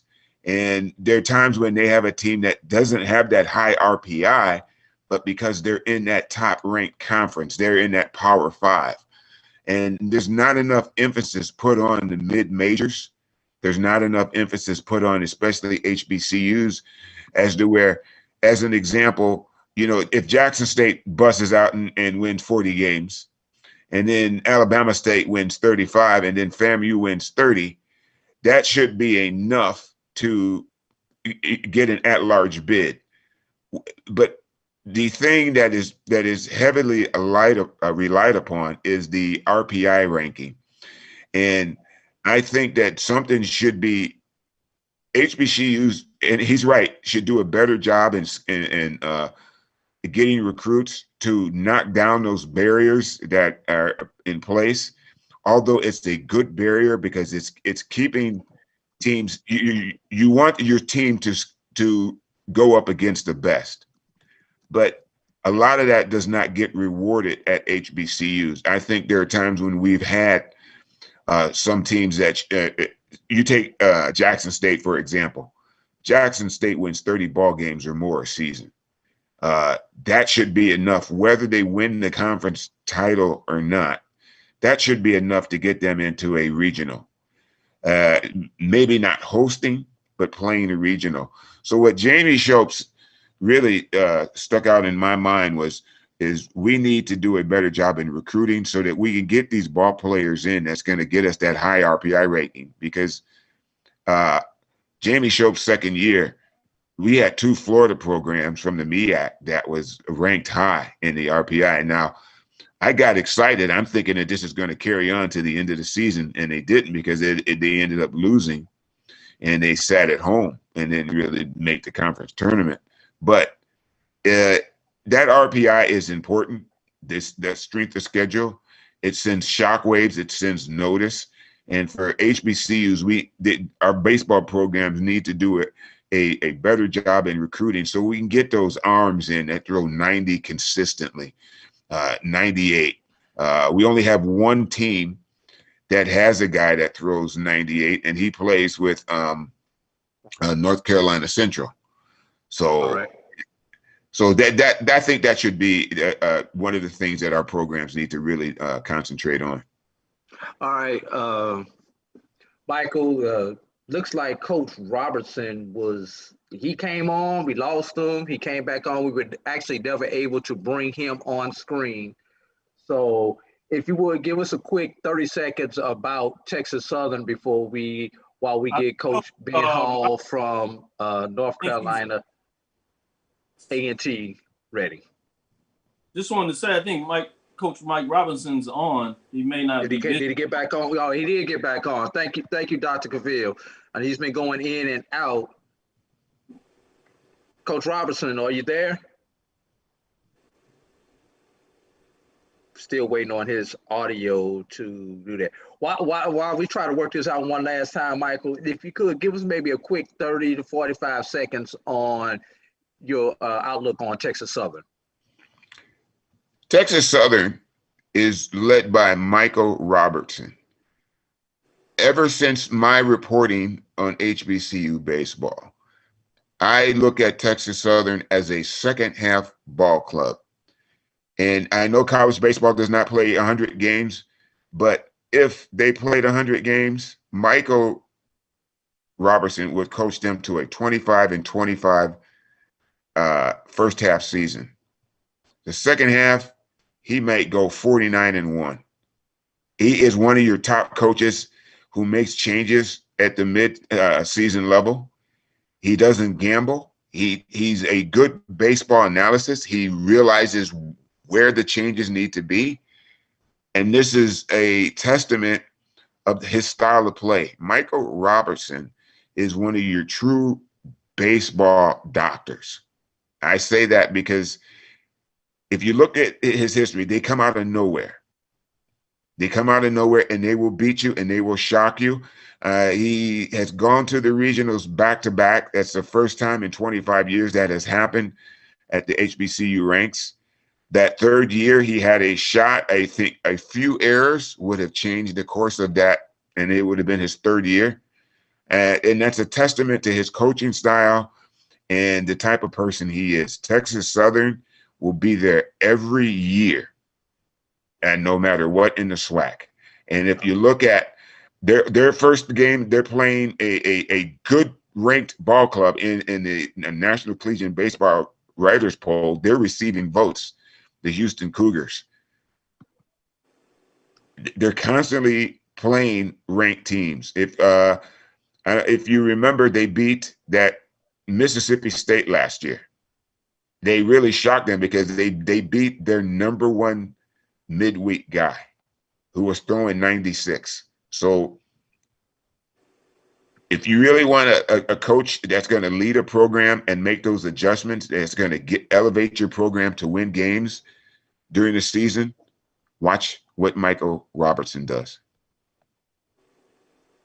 All right. I'll tell you what we're going to do right now. We're going to bring in our coach of our number 3 team who's been patiently waiting on the line for us. That is Coach Benjamin Hall.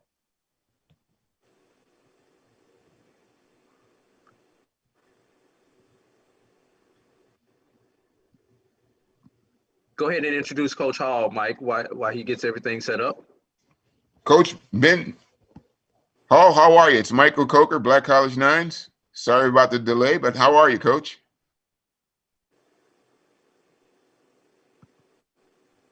There we go.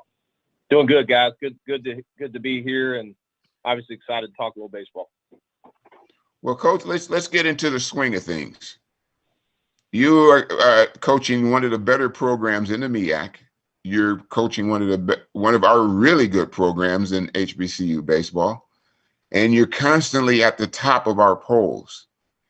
And you're going out there, and every year since you've taken over the helm, you are getting national attention for your recruiting efforts. What are you doing that's coming into this season and you're having to deal with, because even through COVID, you still got one of the top recruiting classes in the Division I baseball. How has this recruiting, especially the pandemic, affected your program? Yeah, thanks for the question, Michael. We've obviously COVID has impacted everybody, and it's made us kind of really rethink as a coaching staff how we do things. And obviously we still have a job to do despite the challenges that we're in. And so really for me, it's just empowering my assistants and our staff to work as a team, especially in recruiting, obviously the development of your roster, the managing of the spots, the managing of the people that are in your organization. But, just trying to do a good job of recruiting the right pieces, the right kids, the right families, obviously the right talent, and not just, throwing a wide cast net over kids, but specifically going after guys you've identified are truly good fits for our program.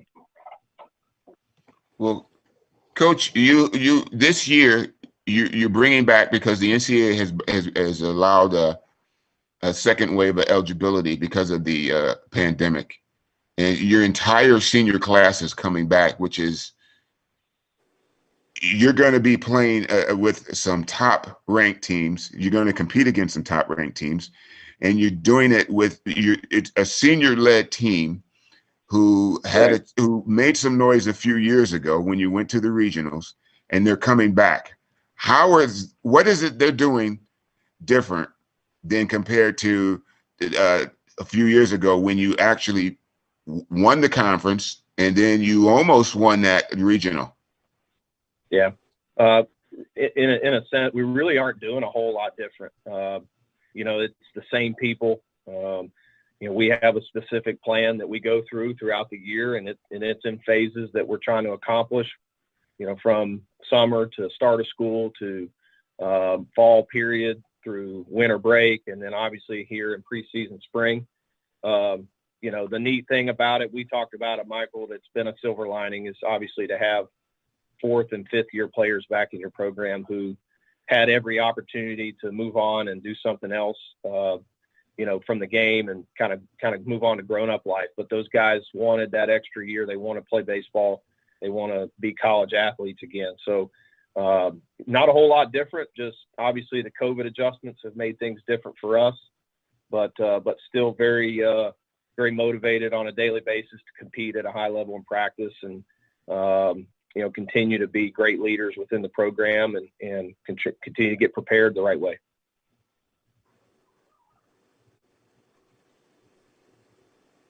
Coach, how you doing? AD Drew here, Black College Sports Network. Hey, AD.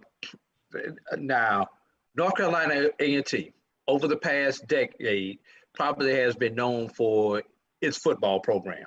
Obviously, we know what it has done in the MEAC SWAC, in the Celebration Bowl, and we know how nationally prominent that your football program has been. Also, you don't have too bad of a basketball program there either. Last time I checked the standings, men and women. Now, how does baseball differentiate itself in a football school that football is number one? Basketball is clear. You're in North Carolina. We know basketball is up there as far as people's interest in North Carolina. How do you tackle that as a baseball coach in a football school and at a basketball school?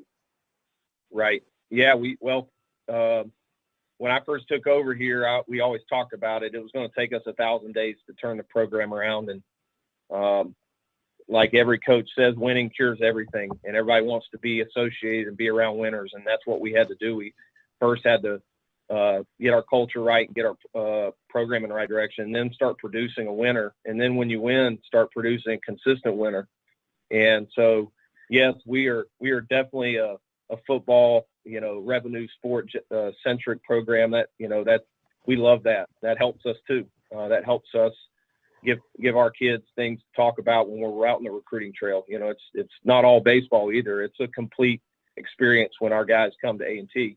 But in a baseball sense, we talked about it. The more we win, the more we go out and compete on a high level, get our brand out there in the baseball world. We want to do everything we can to continue to convince people or let people know that this is a good baseball school, and we want to make it a baseball school. And we're the oldest intercollegiate sport on campus. Baseball was the first sport at A&T that was played intercollegiately. So the history, the tradition of our baseball program is definitely special. And, you know, it's just our jobs as coaches and our jobs as players to can you get out there and represent it the right way and, you know, make sure people see it and see it in the right light. Now, we all know this is your last go around in the Mid-Eastern Athletic Conference. So kind of talk about that, that last go around, how special it may be, or maybe it's not special to you. Who knows how you and your players feel about it. And then talk about that shift that you are making to the Big South Conference for the 22 season. Right. Yeah. No, it's definitely special. I mean, you know, obviously the connection to the MEAC conference that our university and our athletic departments had is a unique experience. And obviously it's tough to go through and see some of the alums and the former players who obviously the MEAC conference and our program gave them an awesome springboard to what they do. But we don't talk a lot about it right now because our goal right now is to go out and win a MEAC championship. You know, we want to go out and compete. The last opportunity we had to win a championship, you know, we didn't win. So we've got a lot of motivation connected to what we're doing right now and to go out and be competitive day in and day out and you know, finish our time here in the MEAC as MEAC champions. You know, so talking about the Big South is something more that I'm doing with you guys and different, you know, media outlets, things like that. It's not really something we talk about within the program right now, but in a short sense, it's exciting. It's just another opportunity for us moving forward, obviously in baseball, but as an athletic department as a whole, it's a challenging step. You know, I think we're ready for it as a program. We're definitely compete with those guys, you know, week in and week out, you know, in the midweeks and out of conference scheduling. But definitely excited for some of the things that will begin to come our way. That the Big South offers our program, our kids, a little bit different platform, and all the things that come with it, scheduling, you know, media exposure, televised games, and all the different things that the Big South does. Definitely an exciting step for our program going forward.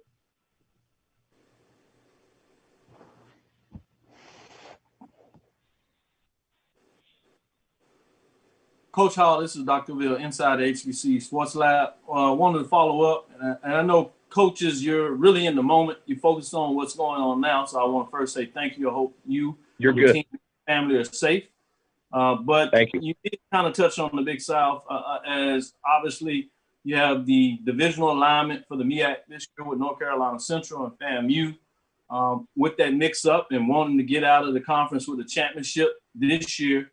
But I wanted to go a little bit in terms of recruiting. As you obviously focus now in terms of the MEAC, that recruiting cycle for this class has been in. You talked about the fact that the NCAA allowed seniors and juniors obviously to come back and provide some more leadership to the program. If you would allow me to kind of push you forward in terms, a little more in terms of the Big South, just from a recruiting perspective, do you feel that you have to recruit any differently in regards to more pitching arms? I know baseball programs are always looking for pitching or type of batting programs that you're looking at. Does that change any in terms of your overall philosophy? If not, tell me about your philosophy in terms of recruiting students for your program. Also had digging in a little bit. Everybody talking about the baseball and football program, A&T, but it seems like A&T is winning in everything because track and field is up there as well. So it just sounds like y'all have a winning culture. So take it away, Coach. All that Aggie pride. Yeah, we really do. I mean, you know, just on that last question, we like to win around here. It comes from the top. Our athletic director, Earl Hilton, and our president, Chancellor Martin. I mean, they want to win in everything, and they've definitely been giving us and continue to give us the things we need to be successful. And our coaching staffs on campus it's impressive. You know, you see what Dwayne Ross does with those track guys. I mean, you know, they're going to have some kids running the Olympics this year. You know, it's just different, special. So there's constant. I always tell our guys, if you can't motivate yourself, just look across campus. That'll motivate you enough watching some of the other teams, you know, do what they're doing. But to get to your recruiting question, you know, for us, every sport's different, obviously. You know, baseball's got its own unique recruiting requirements that you really have to kind of hit on to be successful. You know, there's some sports that might say the Big South doesn't really affect what they do recruiting. You know, it's kind of a lateral step. You know, there's different, you know, ins and outs to every sport, and it affects some sports a lot more, and it affects some sports less. I definitely would say that, you know, that we've recruited really well here, and we've battled those teams in recruiting already. And that's why we've been fortunate to turn our program around and to be a successful program right now. We've got a lot of kids in our program too, though, that were overlooked by those level of schools who have come here and developed into that type of player also. So I think the unique part about us is we're very patient with our team. You know, we've got some kids that come here that aren't ready to play, but they develop. And then we've also got some kids that come in, you know, ready day one. And, you know, those guys, you have to beat good schools to get them. And you have to have the resources to attract those top level players also. But, you know, it all revolves around pitching. Like you said, if you don't have high end, top end pitching, and then you don't have depth that's usable depth, it will get exposed in any conference. It gets exposed in the MEAC. But as we move up to the Big South, you know, and you look at where their depth is, that's things you got to continue to progress on. What's neat for us is, like I said, we've recruited hard, and if somebody told us we had to play the Big South schedule this year, I'd feel really good about it. We're old and we're talented, and we've got depth in the pitching staff. We've got depth positionally. So the biggest challenge, I think, long term now is just to make sure that we're continuing certain spots on the field to identify that next level player. And, you know, when you get to a different conference, that opens up new doors for you. And the question is, can we get the type of players in here that when we walk through that door, and if that's a regional and then a super regional, you know, do you have the kind of players and the level of talent that are going to walk out and really be comfortable in those settings? Those are that next level recruit that we want to access for sure. Thank you, Coach. It sounds like that Aggie Pride is live and well. Really appreciate you taking us behind the scene in terms of answering those questions in regards to the program. Sir. Continue much success. Good luck this season and beyond. Thank you for your time, Coach. All right, we're going to let Michael Coker come back in and ask our final question of the session for you, Coach Hall. All right. Coach Hall, Mike Coker, Black College Nines. You're moving to the Big South. Now, the Big South has a former baseball program, that actually won a national title. And I think what's going to happen is you're going to inject, North Carolina A&T is going to inject new blood into that conference. With that being said, one of the things that when Coastal Carolina won that national title was they recruited heavy outside of that region. Will you be doing the same, considering Florida is a hotbed? Yeah, good question. You know, we're a state university in North Carolina, so it definitely starts and ends with our in-state players. We were not doing a very good job when I first got here of recruiting the better in-state players. So that's obviously where our immediate focus always starts in early recruiting when we first build in classes. But I'm a Florida guy. I grew up in Florida, played in Florida. A lot of my connections are down there. And if you look at our roster, we've got kids from all over the place, from the Midwest to Florida to the Northeast, the Mid-Atlantic region. And like any of the coaches in our athletic department would say, A&T is a special place, and we want, you know, coast to coast kids to have the opportunity, if they fit what we're doing and can help push our program forward, to have the opportunity to be an Aggie. So Florida is definitely an important piece to our recruiting. I know just in the 21 class, we've got two really good high school players signed out of Florida, one out of Miami and one out of Daytona Beach in Central Florida.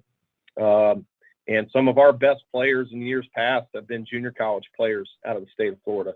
So yes, to your question, our recruiting scope grows as you grow conferences. Your need to reach out and go wherever you have to go to find the best players definitely becomes an important piece to what you want to do recruiting wise. Thank you, Coach. Yes, sir. All right, Coach. Before we get out of here, I'm gonna give you one last opportunity. Anything you want to say out there to all those Aggie Pride fans, because we know how vocal they are. So we want to let them hear your voice as we go out the door. Yeah, I appreciate you guys having me on. It feels so good to sit here and talk college baseball. I know it's been a long time. Our kids have all waited a long time. Michael, we've all been waiting to get back on the diamond. Just really proud and happy that college baseball has made it through this thing safe and ready to get out and perform on the diamond, as I know you guys are excited to see. So we just tell all our Aggies to be safe and to make sure and give these kids the credit they deserve. These guys have worked really hard and done everything they could possibly do to make sure they're ready to play and through this tough era we've been in. But we're going to represent the interlock to the highest degree, and we're going to get out there and compete with the best in the country. So thank you, guys. Coach, you put the product on the field, and Black College Nines will report it. Great to hear. Stay safe out there, guys. You do the same. That is Coach Ben Hall of the Black College Nine, number 3 ranked North Carolina A&T Aggies. Aggie Pride. Now, coming up now is going to be Coach Omar Johnson of the I Love Jackson State University. As we're waiting on Coach Johnson to get his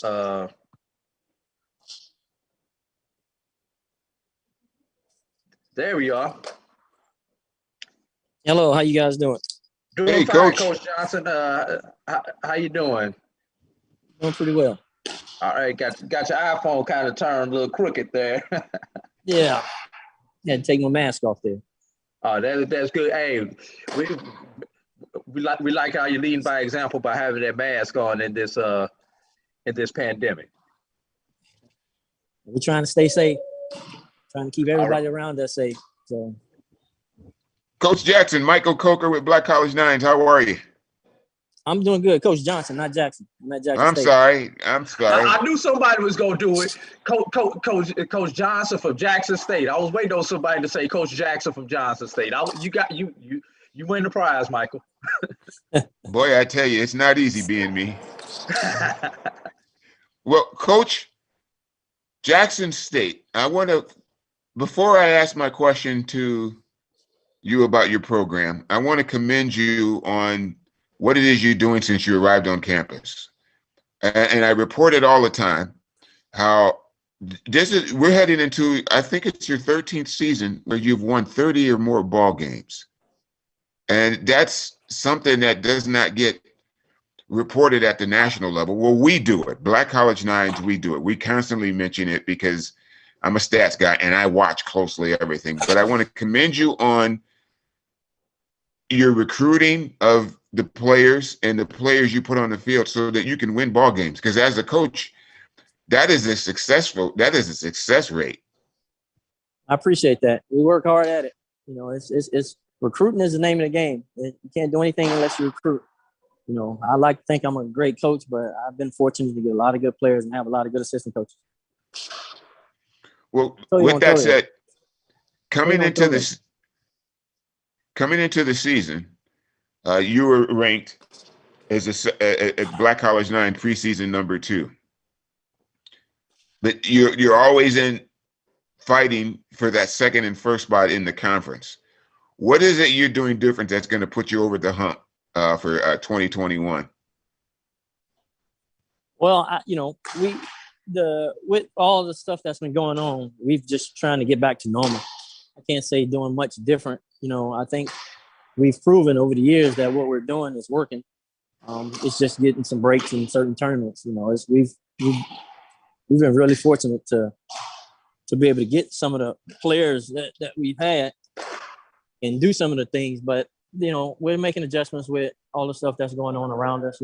Our players weren't allowed to come back this fall, so we're just getting back with our players here at the beginning of January.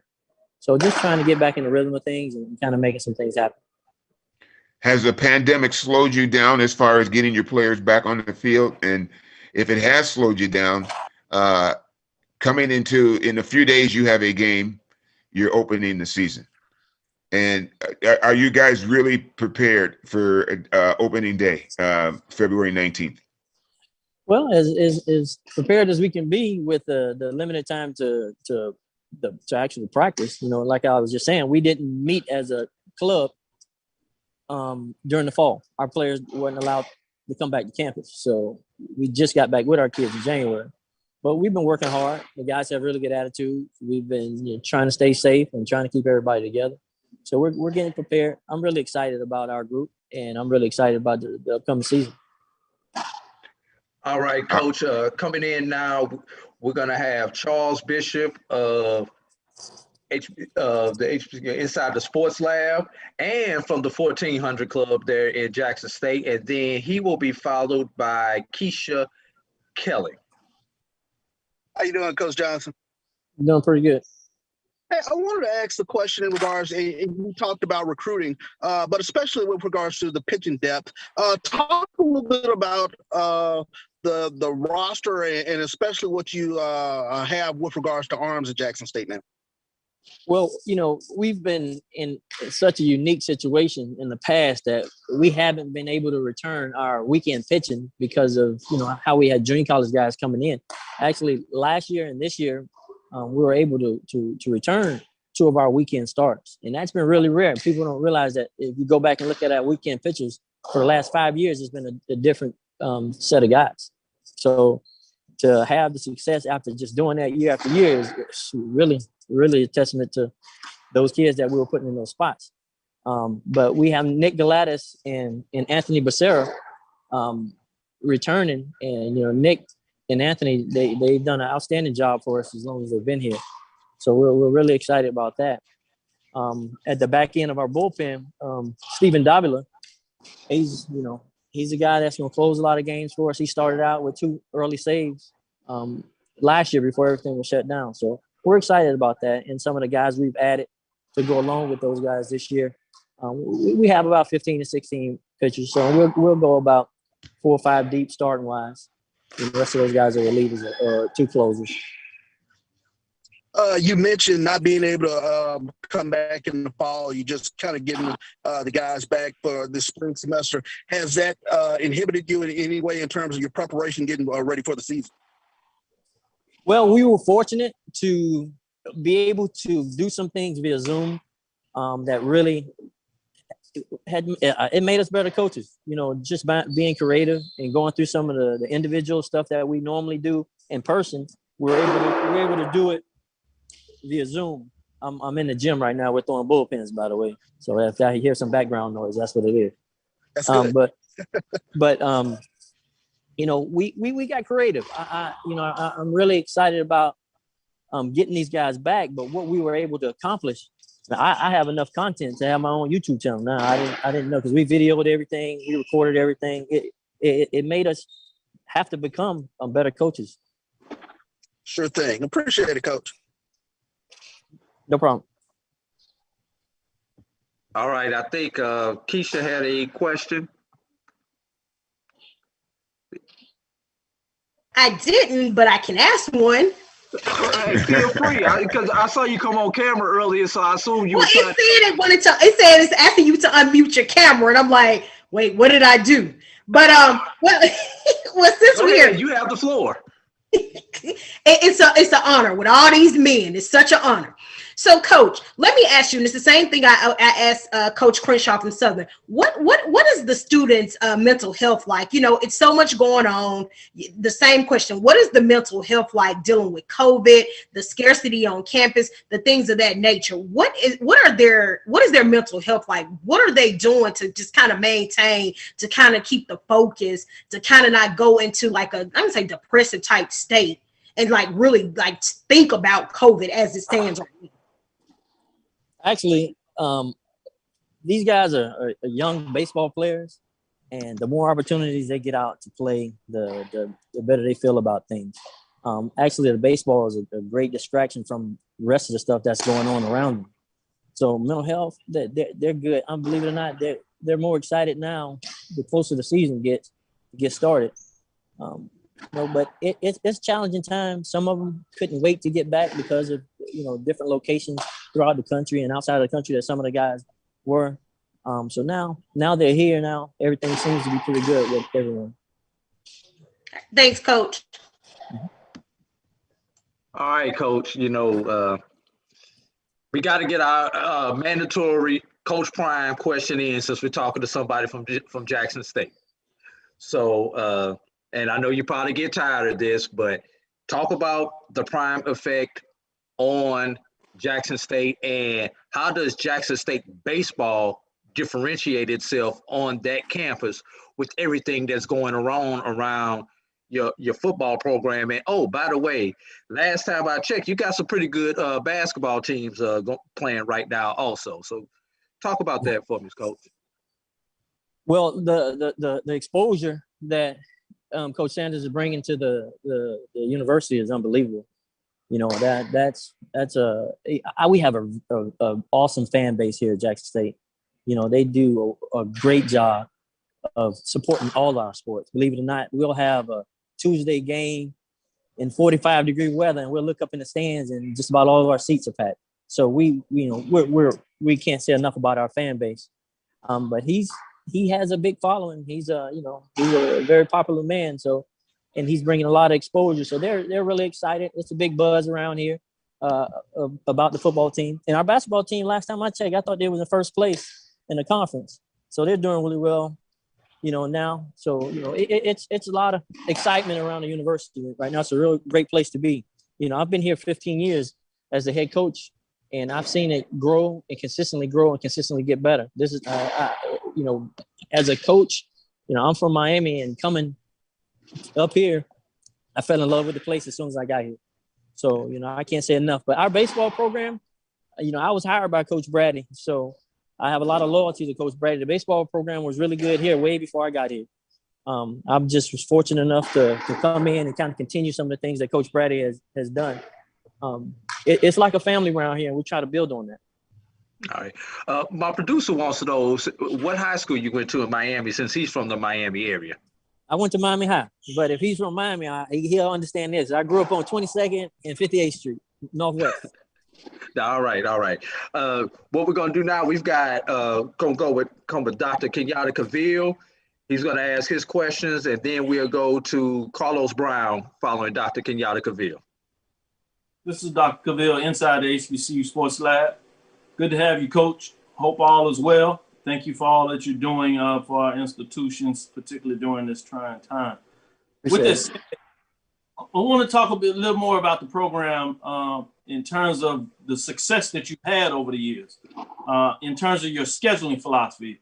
I really like the way that you introduced invitational game that you have at the beginning of the year, that you bring different programs in from divisions that you don't necessarily play, and then outside the conference, trying to bring in a MEAC or historically white college in terms of that platform. What was the importance of creating that classic platform? Why was that important for your program?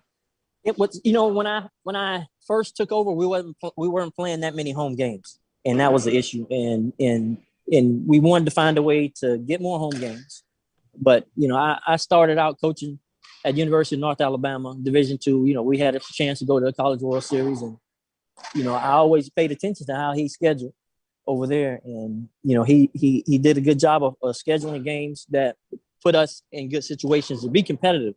And I kind of analyzed that and kind of basically followed his philosophy in doing that, and it allowed us to have some teams come to our campus and play in our environment and have an opportunity to win games. And, I always talk about that. You got to be competitive during the midweek. You got to be competitive. You just can't go out there and not put your best foot forward. Every time you step on the field, you're representing the institution, and the kids want to do well against some of the outside competition. Next question I have is behind the coaching into your locker room as you're preparing for a season or a particular game. I won't insult you in terms of ask you who do you think is the best, because I've seen you go at it, and you certainly play for that perfection. But I would ask you from a fan's perspective, can you give us some insight? We have this discussion about the Western Division and the Eastern Division. is there any real difference that you could talk about between the two? Difference in terms of the style? Is it a different style of play, or is that just something more about the fans that we look at? I would like to say it's more with the fans, because it's been years that I thought on the Western side they had a couple really good teams, and then it's been years that I, you know, it was one year Alabama A&M had such a good team and they were kind of getting overlooked, but they didn't do so well in the tournament. And sometimes because the tournament has so much value in our league, is that they had an outstanding regular season, it gets kind of overlooked. But no, it can be balanced. We have so many good teams that pop up. You know, everybody's more competitive than it used to be. You know, you think about Mississippi Valley. You run across Mississippi Valley on the wrong day, they'll beat you. You know, so you gotta respect everybody in the league, and it's consistently getting better. When the institution's getting more resources, baseball is always going to be, you know, it's always going to be competitive in this conference. You just look at what the teams throughout the league do during the midweeks. Last question I have for you, Coach, and great points you make, and I really appreciate you taking us inside that to give us that perspective. Now, looking a little past this, I know, coaches, you focus on the here and now, and appreciate that. I love hearing the bullpen back there and the guys getting it in.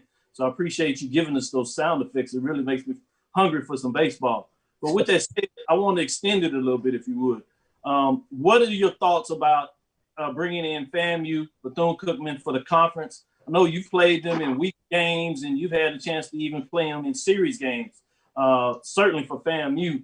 Talk about that perspective, if you would, going forward, how that potentially can elevate the conference overall.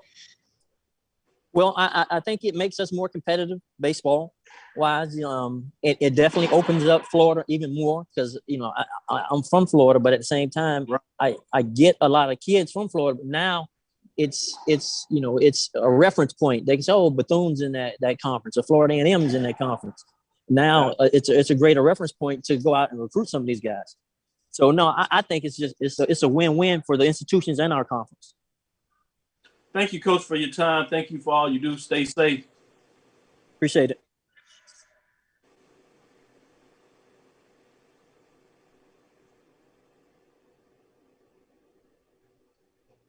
Next up, Carlos, did you still have a question?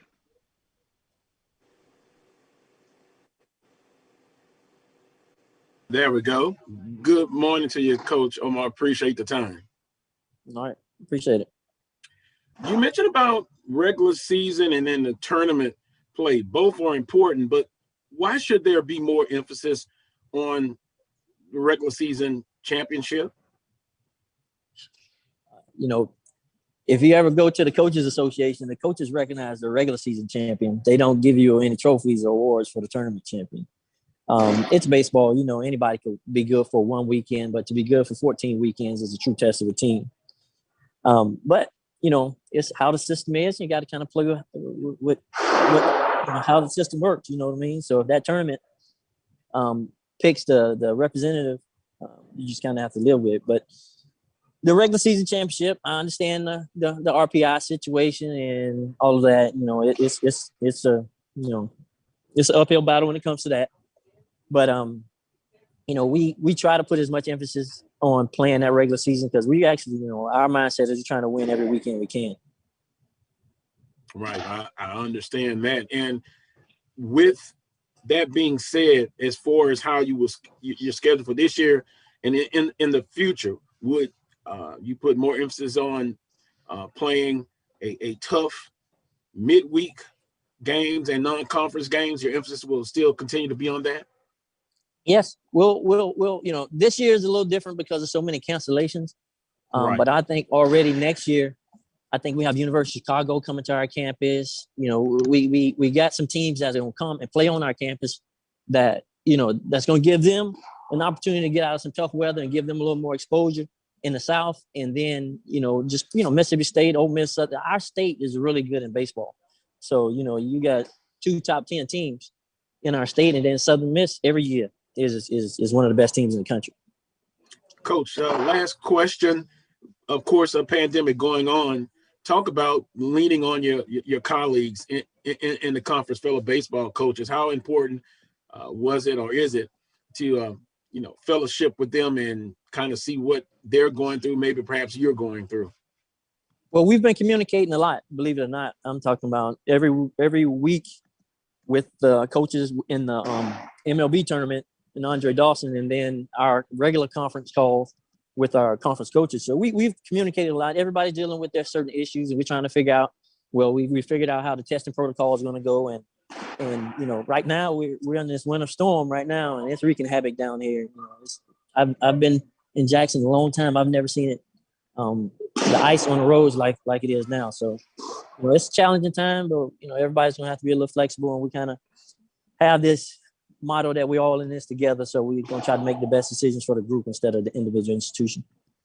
Thanks, Coach. Continue to be safe, you and the program and your fellow coaches, students. All right. Thank you. All right, Carlos, we want to thank you for your question. Coach Johnson, we're going to give you the last word. If you'd like to say anything to the faithful here, as they say it, the faithful. And just to let you know, I am that producer he was referring to. I'm a graduate of Miami Jackson Senior High School. I grew up about 5 or 7 blocks away from Miami High. Okay, all right. My mama went to Northwestern, so that'll give you a little rivalry right there. But it's appreciate you guys for having me. And the more exposure for the HBCU baseball programs, the better. I think all of us is kind of like that secret that no one really knows about until they kind of see us play. It's exciting baseball, and I'm really excited about this year and really happy for you guys to have us. I love. All right, and with that, Coach Johnson, thank you. We will be back with more in our number 1 team right after this break. This is the Dean of the College of HBCU Sports, Kenyatta Cavill of Dr. Cavill's Inside the HBCU Sports Lab with Mike Washington and Charles Bishop. Come mix it up in the lab where the course lecture is in session every Tuesday from 6 o'clock p.m. Central Standard Time on Facebook Live, YouTube Spreaker, or the BCSN app, as we discuss all things about the HBCU sports culture, including exploring the week that was in the sporting HBCU diaspora, as well as the upcoming week of HBCU sports. With me, the Dean, the College of HBCU Sports, on Dr. Cavill's Inside the HBCU Sports Lab with Mike Washington and Charles Bishop. Course lecture dismissed. It was a monumental game for A&M and Tampa. It was a monumental game. Somebody had to lose, and thank God it was them this time. We knew it was going to be a battle. Look at Jake Gaither's record. 202 and 36, I think, some off-the-wall figures. And nobody would play him because they didn't want to take a chance of getting beat. But the truth of it is, over 46,000 tickets. Blacks were sitting in the east stands. Whites were sitting in the west stands. And the score wound up 34-28. The only thing we proved that we wasn't inferior, that we were not inferior, and we were not afraid. For one night, for 160 minutes, we was better than them. This is Ryan Fulford. AD Drew and I are co-hosts of the BCSN Sports Wrap. We talk about all things related to HBCU athletics. From the games, teams, coaches, and fan interest stories, we cover it all. You can find our shows on Facebook at BCSN Sports Wrap, YouTube at MyJBN Online, and everywhere you listen to podcasts like Anchor, Spotify, Google, and Apple Podcasts. You can also find the show on the Jericho Broadcast Network's app. Make sure to download. We look forward to you joining the conversation and being a part of the show. The Cuvée Group. I mean, I could do it. It's no problem. We're back on HBCU Black College Baseball Media Roundup. Quickly going back down the top 10. Number 10, Prairie View. Number 9, Alcorn. Number 8, North Carolina Central. Number 7, Florida A&M University. Number 6, Grambling. Number 5, Southern. Number 4, Texas Southern. Number 3, North Carolina A&T. Number 2, Jackson State. And now, drum roll, please. It's time for our number 1 team, according to Black College Nines, Alabama State University coach Jose Varquez. Michael, I'm going to turn it over to you and let you do the brief introduction to bring Coach on. Coach Vasquez, Michael Coker with Black College Nines. ¿Cómo te fue? Oh, wait, hold on a second. That's my best. Coach, let's get you to unmute yourself now.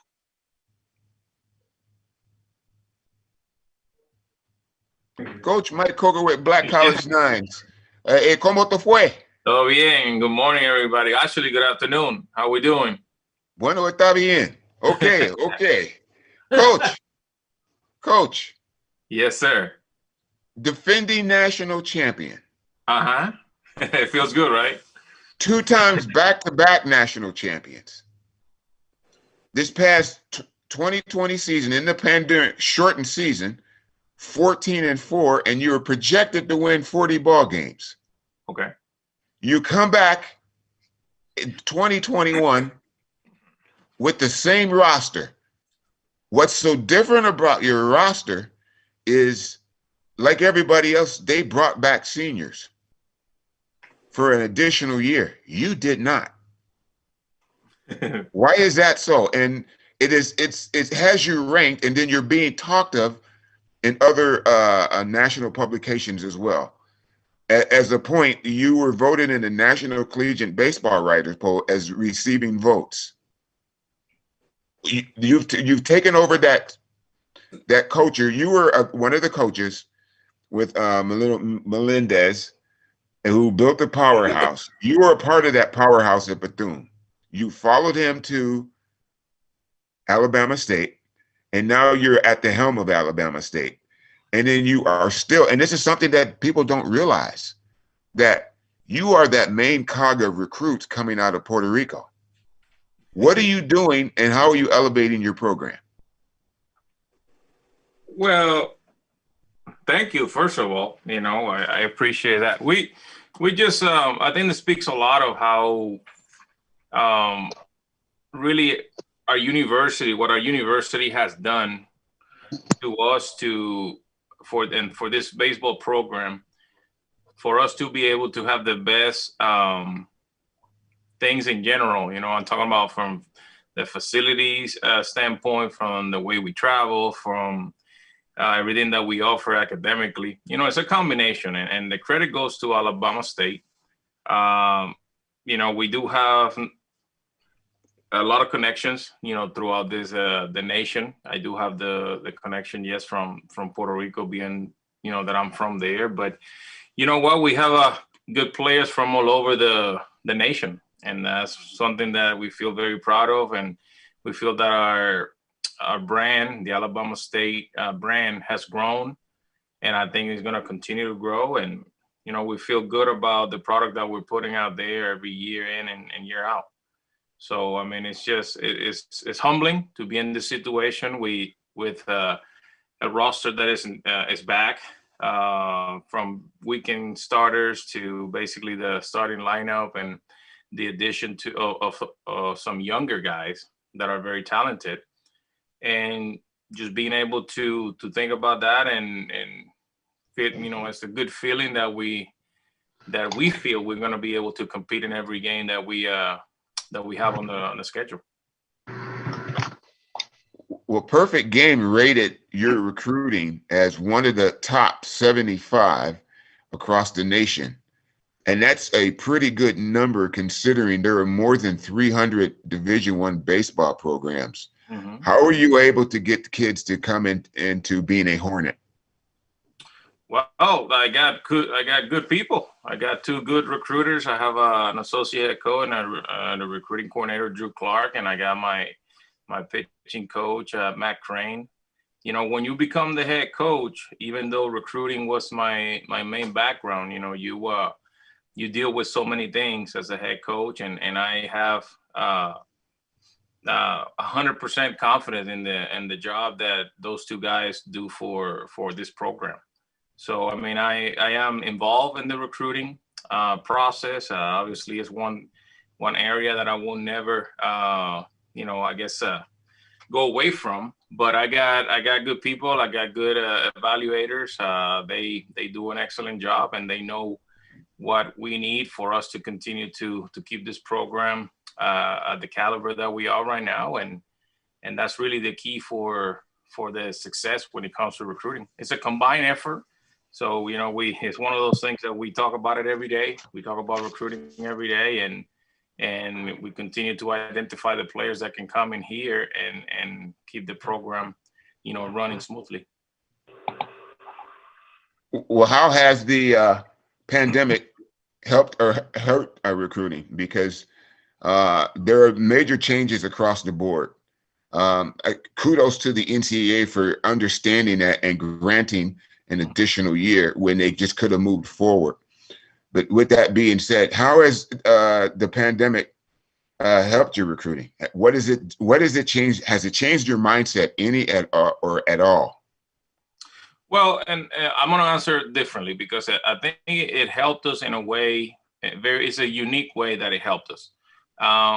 We were able to have a few guys that are on campus right now that we were able to get in here because of the shortening of the baseball draft. And in a typical year, those guys would have probably gotten drafted later in the second day and chosen to go professionally. This year, we were able to land 3 guys, like I said, that ended up on campus that didn't get drafted, and they're here with us, and definitely, you know, they're making our program better. And the part that it hurt us a little bit is because, you know, we have everybody back. So it really, I don't know if it's hurt us or it's hurt the players. You know, the 2021 kids that are very good players that can play at this level. But, you know, I'll just give you an example. This year, 2020, was the first year in my 19-year career that we didn't sign anybody in the early signing period, because, you know, we have a relatively young ball club. With only this club right now is losing just 3 guys after this year. Everybody will be back again next year.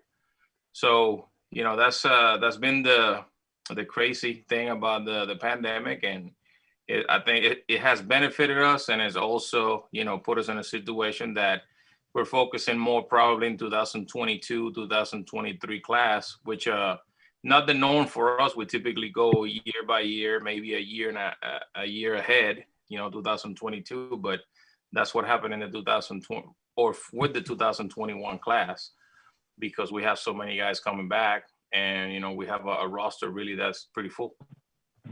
All right, Coach, how you doing? AD Drew, Black College Sports Network. Yes, sir. Doing good. All right. And don't hold it against me. I'm a Tuskegee grad, so all right. I like Alabama State, except for one day a year. I got you. All right. But seriously though, something that I've heard a lot of coaches say throughout these interviews today is a phrase they've used as weekend arms or weekend pitchers. Mm-hmm. For the layman out there, kind of explain what that is, number one, and then number two, explain your philosophy as you put your pitching staff together for a typical college season. And I know I might get a long way because I'm only going to get this one question in. Number three, do you still look at pitchers only, or do you look at some players that could be pitchers and play positions also as you start putting that pitching staff together? Okay. Yes, sir. Well, the first part of your question, we definitely, when you talk about pitchers that are your weekend arms, the guys that are going to, you know, pitch Friday, Saturday, and Sunday, those are the guys the best way to explain it. Those are the guys that as you go through the season, you project for those guys to pitch the most of the innings. Those are the guys that as you went through the fall or in preparation for your season, you identify those guys as the ones that when you get between the lines, those are the guys that are going to give you the best shot to win ball games. How do you put a weekend starting rotation? You know, we in the past have done it different ways. You know, we have gone with younger guys that are out of high school, and you know, we feel that they can compete for us and they got good stuff, and you really in a way you throw them under the fire and say, you know what, we need to see what you can do for us. And that has worked in the past. This past year and in this year coming in, that that basically the rotation is scheduled to be the same. We went in a different route, which we had 3 starters Friday, Saturday, and Sunday that were junior college arms, and obviously that brings the experience, guys that have done it in the past. And we were able to have, good start of the season by those guys leading the way, with, for example, a Jacknell Guzman, which by the time the season got canceled, he was leading the nation in complete games. Breon Puller, my Saturday starter, which I think his ERA was 0.57 or something like that. I really can't recall. And then an Austin King, another junior college guy that was or is a competitor and was doing an excellent job for us on the weekend. You can't go wrong with that experience at the Division I level. Like I said, we've done it different ways. We've done it with freshmen, we've done it with junior college guys, but this past year was with junior college guys leading the way. The other part of the question, I know there was 3 parts. I'm sorry. What was the last part? Do you recruit pitchers only, or do you Yes. recruit players? Well, that you know what? We're playing the field also. We're unique.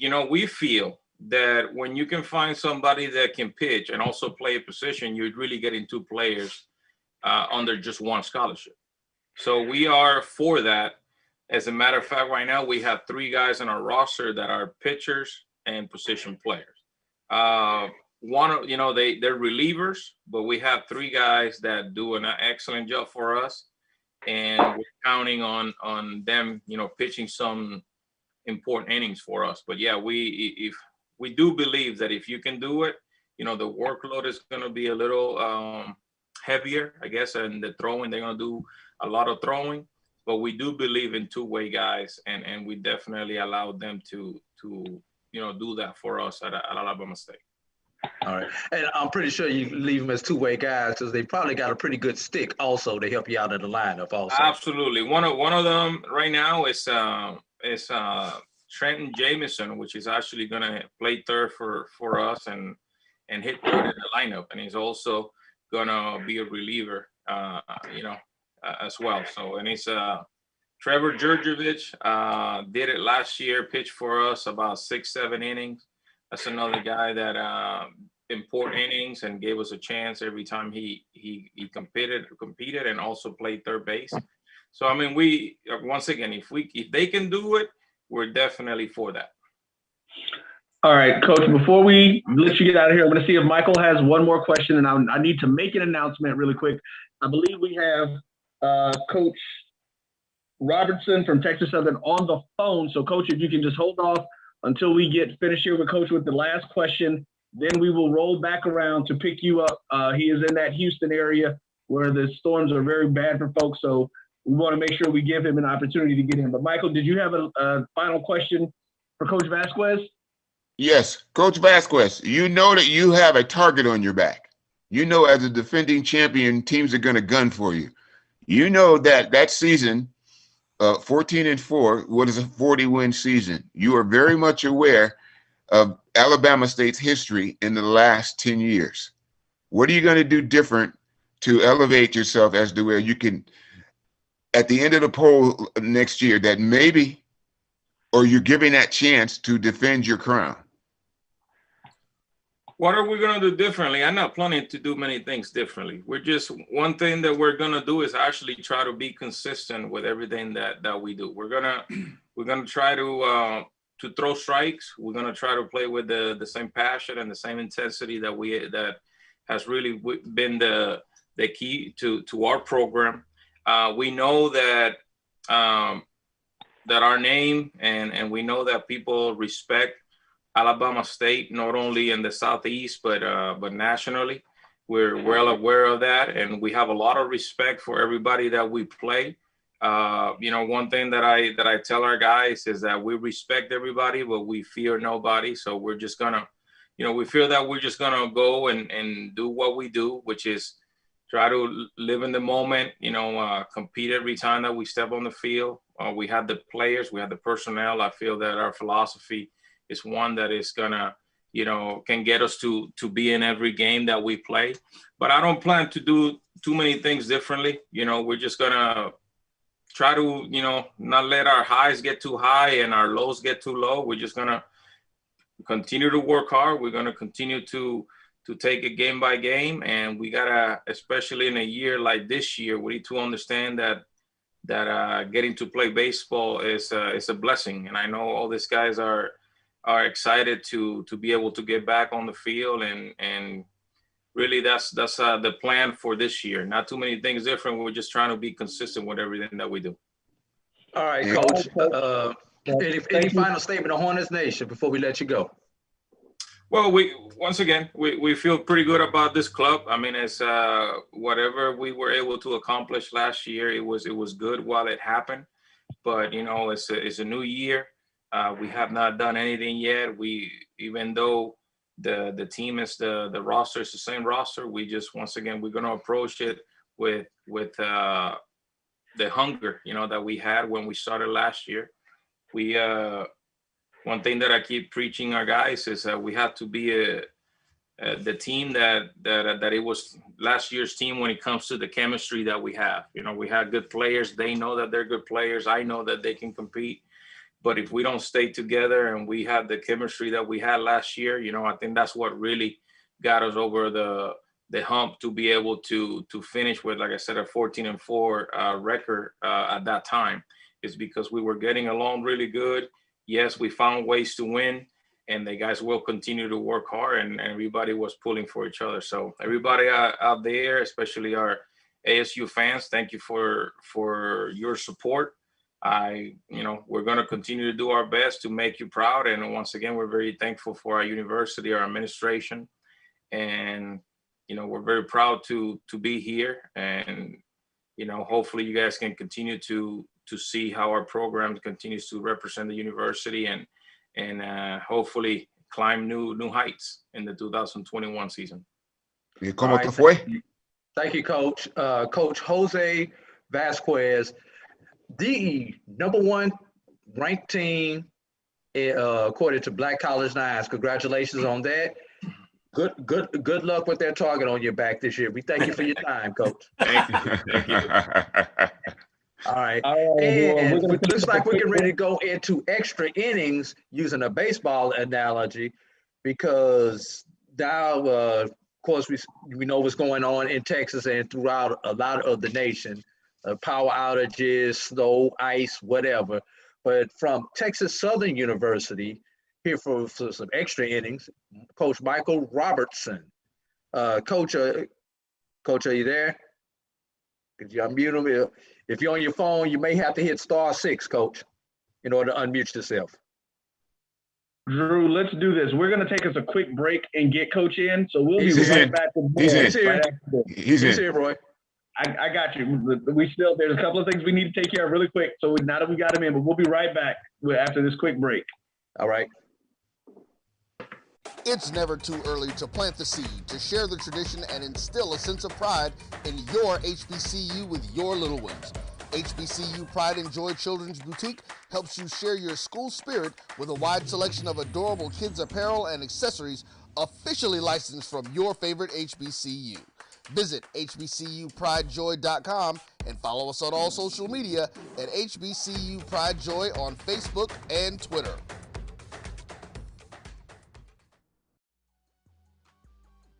This is the Dean of the College of HBCU Sports, Kenyatta Cavill of Dr. Cavill's Inside the HBCU Sports Lab with Mike Washington and Charles Bishop. Come mix it up in the lab where the course lecture is in session every Tuesday from 6 o'clock p.m. Central Standard Time on Facebook Live, YouTube Spreaker, or the BCSN app, as we discuss all things about the HBCU sports culture, including exploring the week that was in the sporting HBCU diaspora, as well as the upcoming week of HBCU sports. With me, the Dean, the College of HBCU Sports, on Dr. Cavill's Inside HBCU Sports Lab with Mike Washington and Charles Bishop. Course lecture dismissed. It was a monumental game for A&M and Tampa. It was a monumental game. Somebody had to lose, and thank God it was them this time. We knew it was going to be a battle. Look at Jake Aves' record. 202 and 36, I think, some off-the-wall figures. And nobody would play him because they didn't want to take a chance of getting beat. But the truth of it is, over 46,000 tickets. Blacks were sitting in the east stands. Whites were sitting in the west stands, and the score wound up 34-28. The only thing we proved that we wasn't inferior, that we were not inferior, and we were not afraid. For one night, for 160 minutes, we was better than them. This is Ryan Fulford. AD Drew and I are co-hosts of the BCSN. We're back here. Extra innings, fellas. Get those arms loose. Joining us now is Coach Michael Robertson of Texas Southern. He does not have video because of the situation that's going on down there in Texas. So he was able to join us via cell phone. So, Coach, I'm going to start off with this. First of all, hope everything is going well with you, your family, and your extended family, that being your team. If you would, Coach, please just kind of tell us how everything has been going for the last day or two for you guys down there in your neck of the woods. Just really rough. Been a trying time, trying to really just keep up with our student athletes because, everything going on with, being affected by the winter storm. And, a large part of Houston is without power.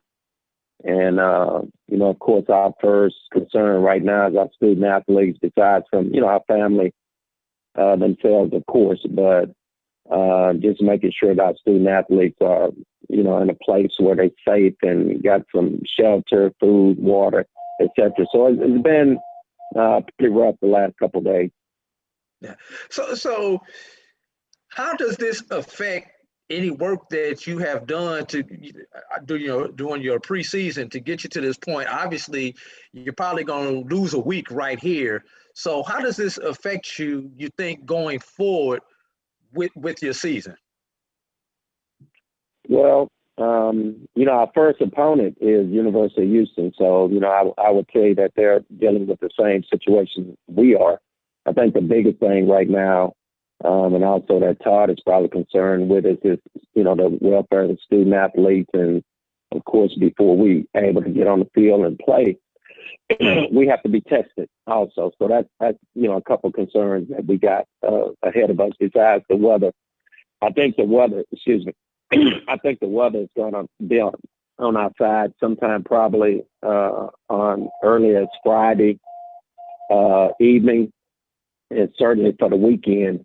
So, we were able to get probably a couple weeks of, practice in. And then, of course, we've been dealing with COVID-19, kids being in and out. And we had a few kids that probably half of the team that had to quarantine probably about a week and a half ago. So we were able to get probably 2 or 3 practice, full practices in with the whole team prior to, the storm. So again, and University of Houston, they've been affected by it too as well. So really no excuse. Once we get on the field, we still expect our kids to be able to execute the plan, and that's, good pitching, good defense, and timely hitting.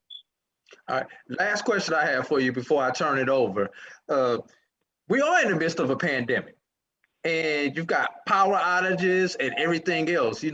Normally when the lights go out, you find somebody's house or some part of town where, who has electricity or heat, and everybody just bunches up in that house, sleep on the couch, sleep on the floor, and do whatever in order to survive. Right.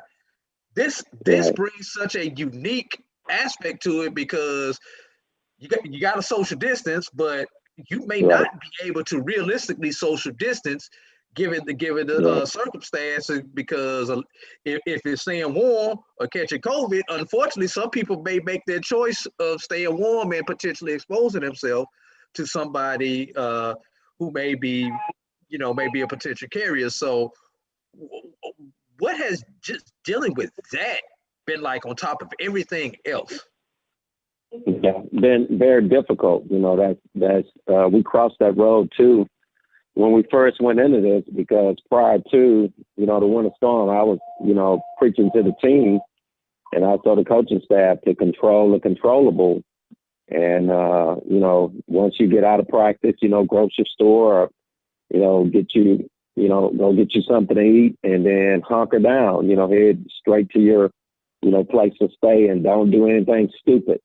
But with all the adversities that we've been dealing with, of course, the kids from Houston, and particularly our team, they've been I've been preaching to them, hey, let's just try to cover each other. If somebody have some power, can get to some power or water or shelter, let's find that location and see if we can get there safely. And so with that being said, then, some of my kids had to go to some of the kids from Houston house. And so you don't really know what they're going to deal with inside there in terms of, if the person that could be a parent or could be a girlfriend or whatever, if they've been tested. So those are things that we're having to deal with. So it's kind of out of our hand because, we're concerned with their safety also. And they have to get to a place where they're safe and got some water and food, etc. All right. I'm going to let Dr. Cavill go next. I've talked enough about COVID and the storm. Maybe see if either Dr. Cavill or Michael can get a baseball question in now. Certainly. I'm gonna go a little bit in terms of the baseball memory lanes because, Coach, I go back. Ryan tries to claim that he's the one that recruited him to Prairie View, but I thought it was myself going out and watching Coach as he legendary took a high school program, literally an inner city program to the Final Four in the state of Texas. I told you earlier, baseball is big. Coach Robinson was responsible for that in terms of what he got done. And then coming to Prairie View, literally revitalizing that program, bringing it to national prominence with SWAC championships. And at that time, the only teams winning in the SWAC were Southern, Grambling, and Jackson State. And most recently, it was just all Southern. And he had some clashes with Southern with Coach Kadar that are still in my memory that I just can't erase. Then he gets a chance to come over to the rival school at Texas Southern University. They had won some tournament championships. And then he comes over there and he does it again. So this is a program builder. This is an individual that I think needs to be said in regards to finding ways to get it done. He rebuilt the program, as I said, with Prairie View. Now it has some of the best facilities literally in the conference. Then he comes to Texas Southern and he's playing in the city park and still gets it done. Went head-to-head to Rice University in the tournament. Chopped him down. Was that close? I say it was a bogus call. Coach don't have to say that because you're still in the game, Coach. I was in the press box when that happened, so I'll take that one for you. But enough of that. Your team has come back at Texas Southern University, plays at a very high level. And I just want to get some insight in terms of how you go into a tournament and you find yourself in that final days of seeking a championship, regardless of where you're at, you're able to get that done. Tell us a little bit about your recruiting philosophy. Has it changed from Prairie View to Texas Southern? And then just emotionally, what you're able to do to get your kids to play at such a high level.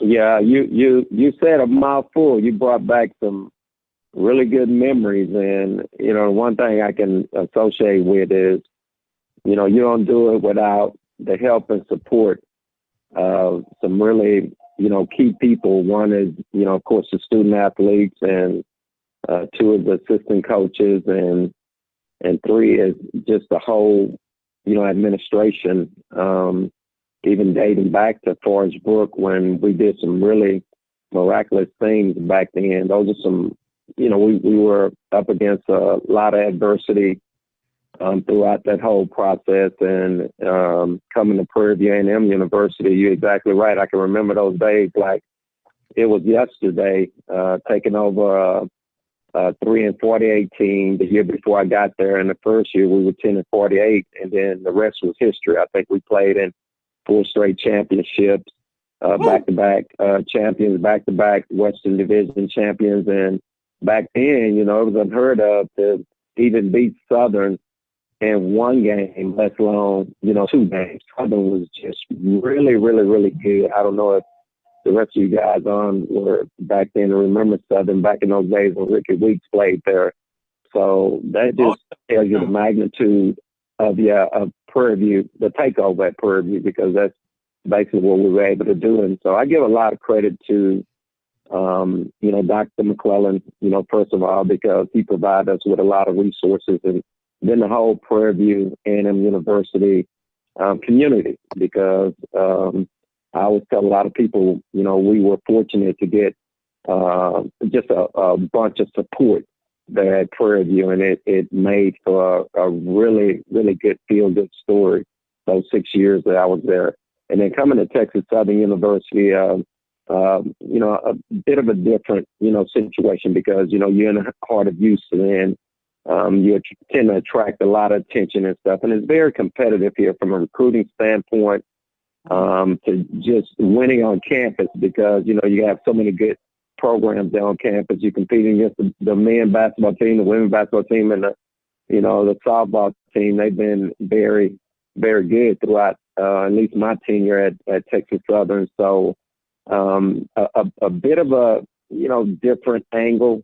But what we always try to do from my standpoint in terms of recruiting is, we try to get the OKG, and OKG is our kind of guys. Those are guys that we're trying to recruit, the guys that will understand the culture, the culture that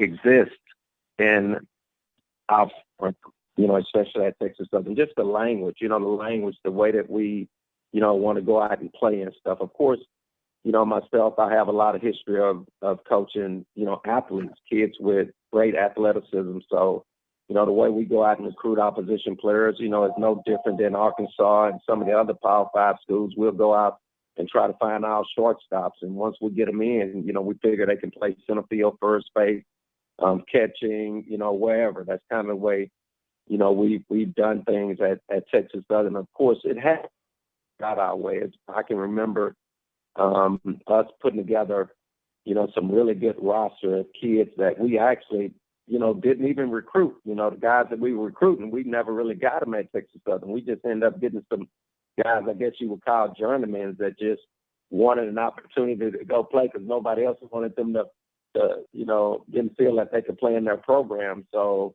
at that point, we were kind of instilling them, hey, you need to come here because there's an opportunity to show them what you can do. So that's part of our reason behind playing the big schedule that we play, which is very competitive, and we've been doing it now for over 5 years. We're a little bit unique than other programs. I think Alabama State, I'll say they go out and they, try to put a formidable schedule in front of them. But if you look back at it, Texas Southern have played one of the most difficult schedule of any HBCU program for probably the last 5 or 6 years. And, the only thing we're concerned with at Texas Southern is, what goes on in May. From the day we start, our championship campaign in the fall, everything is, about May. We're just getting for May for the postseason, strength conditioning at 6 o'clock in the morning, the grueling practice at McGregor Park, all the days in the cages, that big schedule in front of you is just really getting you ready for May, because we feel that if we don't have championship season and we didn't have a successful season, even if we win the Western Division, it don't mean a whole lot at Texas Southern University. It's just really important that we capture championship. Great point there. Follow-up question, and then I'll share it with everybody else. As you talk about the support you got at Prairie View, and certainly the support you got with Charles and bringing you over, I was digging in the crates and I saw that back-to-back baseball championship I was able to get for the team. So it brought back great memories on that. But when I came to Texas Southern, financially doing well, you wouldn't even let me write. You wouldn't even take my checks over there at Texas Southern to continue to support you. But I understand, Coach. I knew you would pause on that. With that being said, Coach, want to give us some highlights on some of the players that we can expect to look out for this year. Well, we got a litany of players. I don't want to jinx myself because, we basically have the same team that we had last year, but with more pitching, and then more depth on the bench. So, this has really been one of the, I would say, most interesting roster that I've had in a few years, and being that we're young, we were able to go out and fill the roster with a couple of JUCO kids and definitely some arms. So, of course, the biggest, addition is the Cam Fields kid from University of Texas. Of course, we expect for him to log a lot of innings in for us. A couple other guys, that you're going to see on the bump will be Bryson Armstrong is a kid that we recruited from Oklahoma. He'll probably be the guy that we try to finish games with this year. Jacob Morin, a kid that's returning from last year's team, and we're really excited about what he can do on the mound for us. He's one of those kids that gets tremendous spin rate on his breaking ball, and we feel like we can run him out there against pretty much any team in the country. If he's on, he always have a chance to at least keep us in the ball game. Then, of course, we got a litany of guys that we could go to this time around in the bullpen and hand it off to. So nothing yet is set in stone. We're still trying to, find out who can do what other than the, scrimmage competition that we've had against each other. Some other big names, you're probably, going to want to know about is Roger Coffey, the kid that had the tremendous year last year. He was, of course, Roger was a freshman, and he was a freshman All-American last year. So, he's a kid to watch. Oscar Ponce, he put up some incredible numbers last year in a short season. Another kid, interesting jumper too, is Gene Salazar. He's a big kid, and he'll be hitting probably fourth in the lineup. He has the capability to knock the wall down as well. So, and then, of course, our core guys are our two guys in the middle, Justin Cooper and Tyrese Claiborne, who I just love those two because, you know what you're going to get from them each and every day. Since I first laid eyes on them, and they've been at Texas Southern, where they're supposed to be, when they're supposed to be there, and doing what they're supposed to do. And usually if you're doing that, then you're okay with Coach Rob. So they're definitely our core guys. And then we got some other guys that's interesting. We're definitely going to be very athletic this time around. We'll be able to get back to our, philosophy, which is to run. That's what we've always tried to do at Texas Southern, is run and be able to play off of our short game and try to open things up from there. All right, Coach. It sounds like you're loaded in so many ways. Stay safe, and thank you for your time. Just wanted to say, continue to do what you do against those Big 12 teams as you bring home a lot of those victories, playing so many tough teams. And it looks like the team is loaded for bear and ready to go this season. Thank you. All right. Thank you. Michael, we are in extra innings, so we've probably got time for one question. So if you would, go ahead, Michael. Coach, I've always talked about how you finish the season. You and I have discussed many a times, and I would like for you to share, if you may, or if you are willing to share, how is it that, and I've always said this, if I know college baseball does not play 100 games, but if they played 100 games, the first half of the season, you would go 25-25. And then the second half, you'd go 49-1. What is it that you do different in the second half that propels Texas Southern, and you just start knocking everybody off? I think it's just the system. The biggest thing, where I'm at is, I always say that it's not the coaches, it's not the players that's producing championships and, a large part in what we're doing on the in terms of being successful. It's our system. And I always just try to remind the kids and the coaching staff and everything, whether we fail or not, just trust in the system, trust in the process. We stick to it, and it's going to happen. Maybe not right now, but eventually it will. So that's something that we preach day in and day out with the kids is, focus on the process and not results. The results will come later. I can tell you this, a big part of everything that I've ever that I really believe in since I've been coaching is just discipline, just having, just good old hard discipline. still one of those programs that believe in coaching our kids hard. We still one of those programs that believe in running. And we still one of those programs that believe in getting up at 6 o'clock in the morning and doing everything like your hair on fire. So those things haven't changed. And I think, large in part, that's a big part of our success is because of the way that we just do things, the way the culture has been in all of the programs that I've ever been part of, and getting the kids to buy into it. Thank you for that, Coach. And stay safe. Mike, you got anything else? Thank you. I know you had a question about that one young man from Texas earlier. Yeah, I did. I kind of, I don't know why I went north with that when I should have stayed south, but that's a big statement in the young man that came in from Texas. He didn't make a statement per se, but his choosing to continue his baseball career, his 5th year, and come to Texas Southern. How big is that for you? That's a big arm.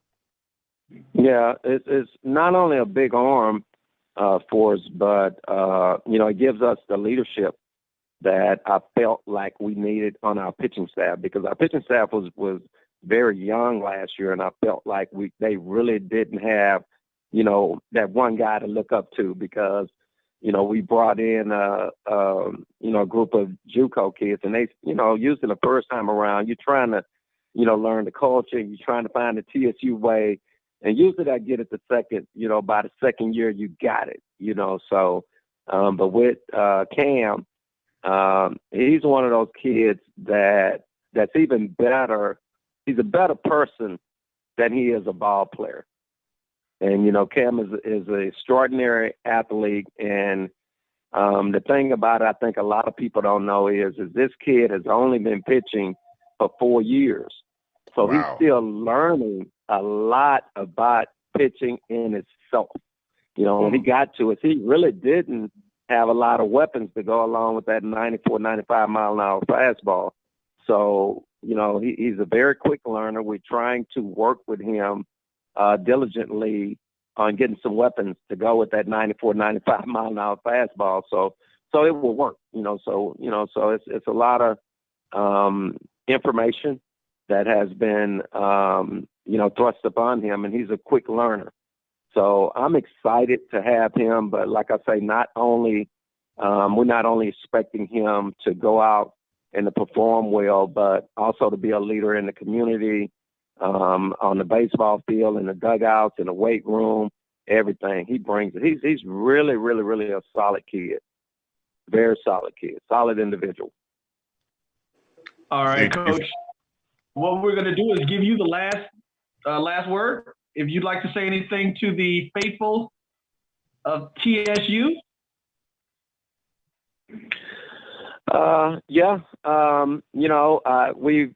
I really speak in part to, my parents. I think a lot of people don't really understand.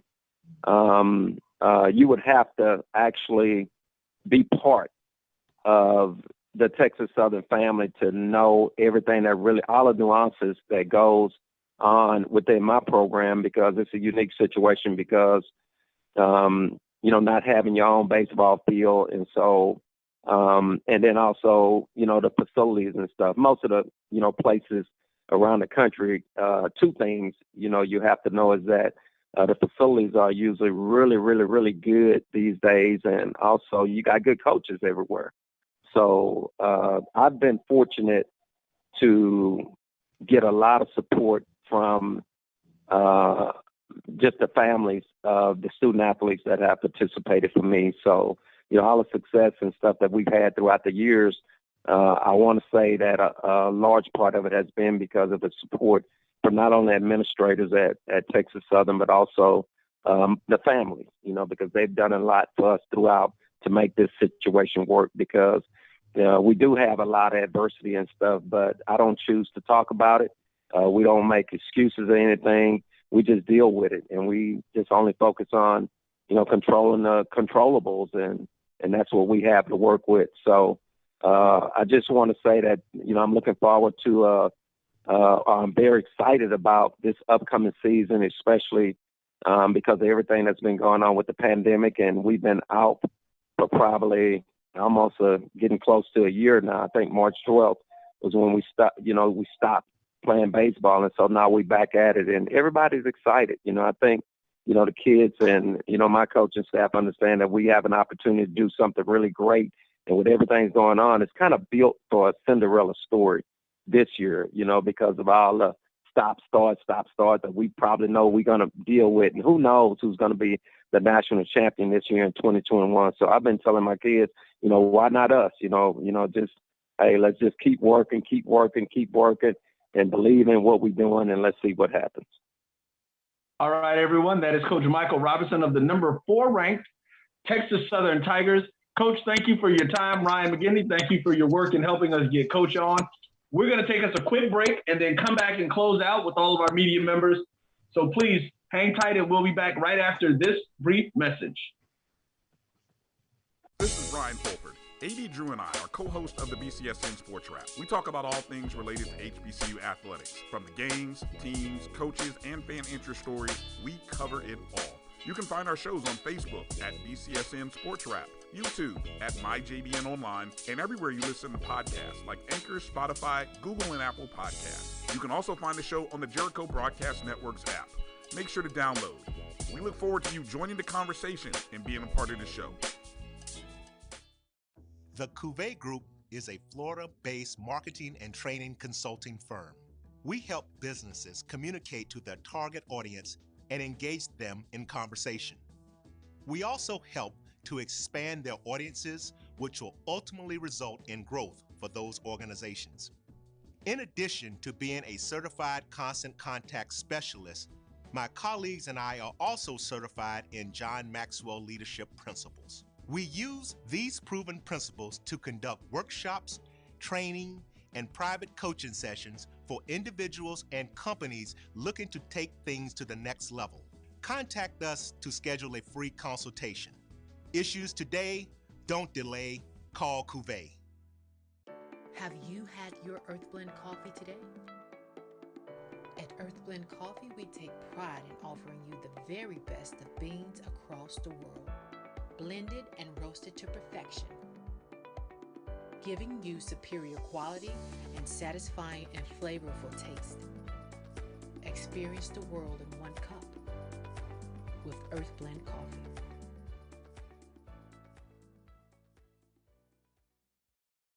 Since 2002, Empowerment Resources, Inc. And we're back. We're about to close this baseball game out here. We've gone extra innings. Thank you guys for tuning in with us at our first Black College Baseball Media Roundup. Before we close it out, Michael Coker, you had something you wanted to share with the audience? Yes. This morning I received a phone call. It was kind of disturbing to me, but I understood the phone call. I didn't agree with the coach and from the conference he was from and what he had to say, but I want to say this in defense of our polling committee. Our polling committee is made up of an informed and impartial group of individuals who follow college baseball on all levels, mainly historically black colleges and universities who we affectionately call HBCUs. Included in our group are college athletes, administrators, educators, college baseball writers, and other sports journalists and broadcasters, and which includes the new media group, HBCU Pro Sports Media Association. When we vote in our poll, we are independent of everybody. We don't rely on one person, and we do not get together and decide on who's going to be number one or who's going to make our elites. Black College Nines, we lean towards stats. We lean towards, because stats don't lie. When we send it out to our polling guys, for everybody, to the 40 plus poll voters for HBCU baseball from Black College Nines, before they vote, we compile so much information so that a sound decision is made. And that happens preseason and regular season leading up to our national champion. I received heavy criticism this morning. I think it was unjust. I accepted it, but I wanted the nation to know that we have a committee. When we started this endeavor 6-7 years ago, it was just 6 of us. After that first year of our polling, it was the owner, the founder of Black College Nines, Jay Soko, has said, we need to be more transparent. We need to get accountability and respectability. We need this to grow. Since then, going from 6 to where we are now, we will continue to push HBCU baseball. And when we vote and when we compile our top 10 polls, when we compile our elite team members, that it is not done by one member, it is not done by 2, it is done by a host. When I do voting, I like to be the last guy because I want to be the tiebreaker just in case. And we've only gone through that in the 7 years we've done this twice. And that's kudos to what Black College Nines is trying to do and the transparency we put out there, because HBCU baseball has a rich tradition dating back to the early 1800s when we first fielded a team at historically Black colleges, universities, which has led us to being drafted by Major League Baseball and where we currently are now. So our respect is the respect that we're putting out there not because of Black college baseball, not because of HBCU, not because of the many things that HBCU offers. It's because of the head coaches, what they put on the product on the field, we report it. Thank you, Mike, for that that commentary. Now, what I'm going to ask everyone to do, 30 seconds or less, gentlemen, if you would, give me your one greatest take from today's media session. And we'll start off with, let's start off with Carlos. He hasn't had a whole lot of camera time, so we'll let him go first. Carlos Brown of the Carlos Brown Show. Thank you, AD. I sense a lot of excitement by the coaches. We know that they're dealing with the pandemic. That's a given. But I think to keep this season in perspective, I believe the team that has the most talent may not necessarily win it. It may be the team that's able to handle adversity. Let's think about that. That may be the team who wins it all. But the excitement is still there. The coaches talked about their culture and playing to that culture. So I look forward to an exciting 2021 baseball season for all of those that are involved in putting out a product on the field. All right, chivalry is not all the way dead. I would have started off with Keisha if she would have had her camera on, but since she just had her camera on, I'm going to let her go next.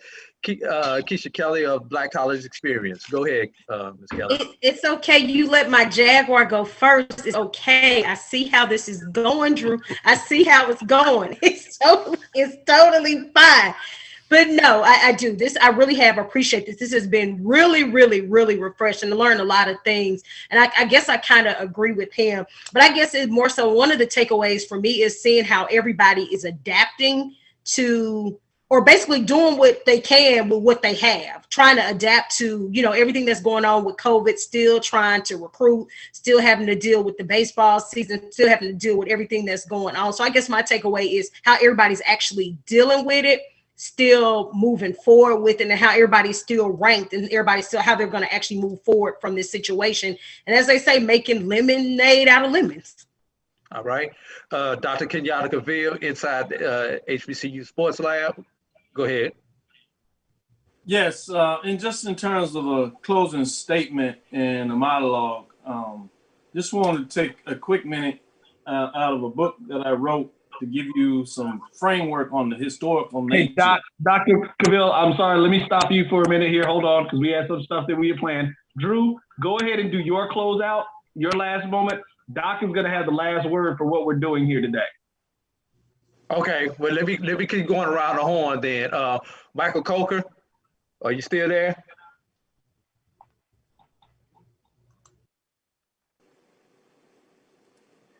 Your one quick take for today, Michael, that you want to give everybody?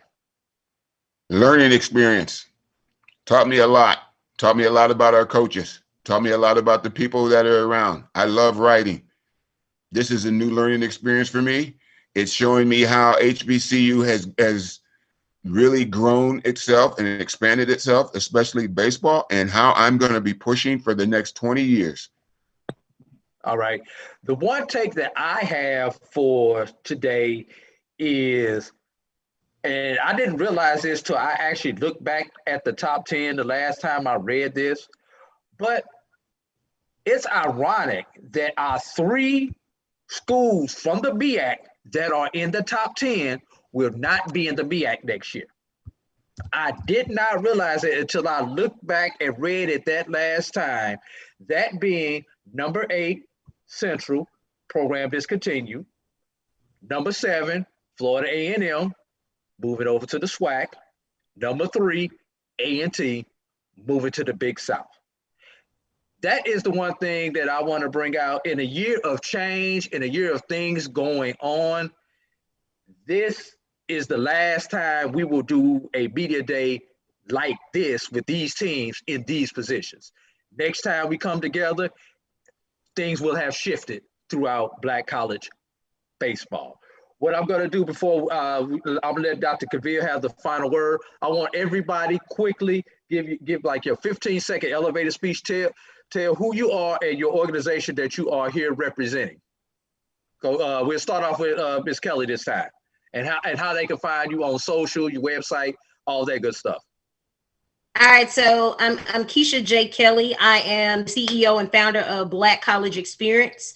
You can find me on Twitter with Black College EXP. On Instagram, it's Black College Experience.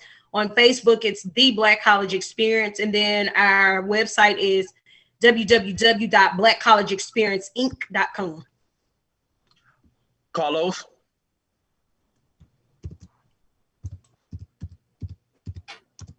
The Coles Brown Show. Of course, I'm Coles Brown, the Coles Brown Show.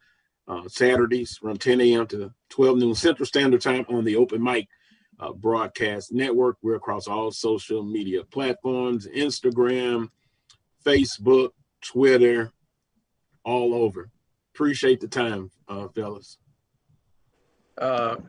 Michael, Black College Nines, go ahead. Michael, lead writer, reporter for Black College Nines. You can reach me at Michael at blackcollegenines.com, on Twitter at HBCU. I'm sorry, at Black College Nines. All right, and my name is also I might add, I'm sorry, HBCU Sports Media Association. Pro Sports Media. Myself, Media. Michael, Carlos, and Dr. Kavil are members of HBCU Pro Sports Media. I know Ms. Kelly, I'm pretty sure, is going to be joining us in the association real soon. Looking for her to be one of the first females to break in. We're not sexist. It's just how things were at the beginning. We hadn't forgotten about you. We knew you were out there. So, but myself, my name is A.D. Drew. I represent the Black College Sports Network. You catch myself along with my partner Brian Fulford on our podcast, the BCSN Sports Wrap. Just had a show drop this morning before we came on here, and we drop our shows about once a week. You can find us online, www.mybcsn.net. You can find us on social media at MyBCSN at the number 1. That's on Facebook, Twitter, and Instagram. And our YouTube channel is part of the Jericho Broadcast Networks family of networks as MyJBN Online on YouTube. And now what I'm going to do, I'm going to say the dean, the doctor, the professor for last. I'm going to sign off, and I'm going to let Dr. Kavil do what he needs to do. Let our producer Roy come in with anything, and then ask Dr. Kavil to go ahead and take us to the house. Thank you. With that, I'm Dr. Kavil with Inside the HBCU Sports Lab. I'm glad to join this momentous moment where we were able to give those listeners and those followers out there information about HBCU baseball, particularly coming to you from Black College Nines. With this, I wanted to take this time to do a little historical framework of where we've come and where we're going and just why this is so important. You can follow me, Dr. Kenyatta Cavill, at Inside the HBCU Sports Lab, better known to many as HBCU Sports Lab, with Mike Washington, Charles Bishop, every Tuesday, right here on BCSN, my BCSN.net website. You can follow me on Facebook at Dr. Kenyatta Cavill. That's DrKenyattaCavil. That's DrKenyattaCavil. With that, Black college football began in 1892 on December 27th with a game between Baylor College, now Johnson C. Smith University, and HBCU in Charlotte, North Carolina, and Livingstone College at HBCU in Salisbury, North Carolina. In that historic matchup, Biddle defeated Livingston. While football has become ultra popular over the years in the African-American community and across the country for that matter, it was not the first sport played between two HBCUs.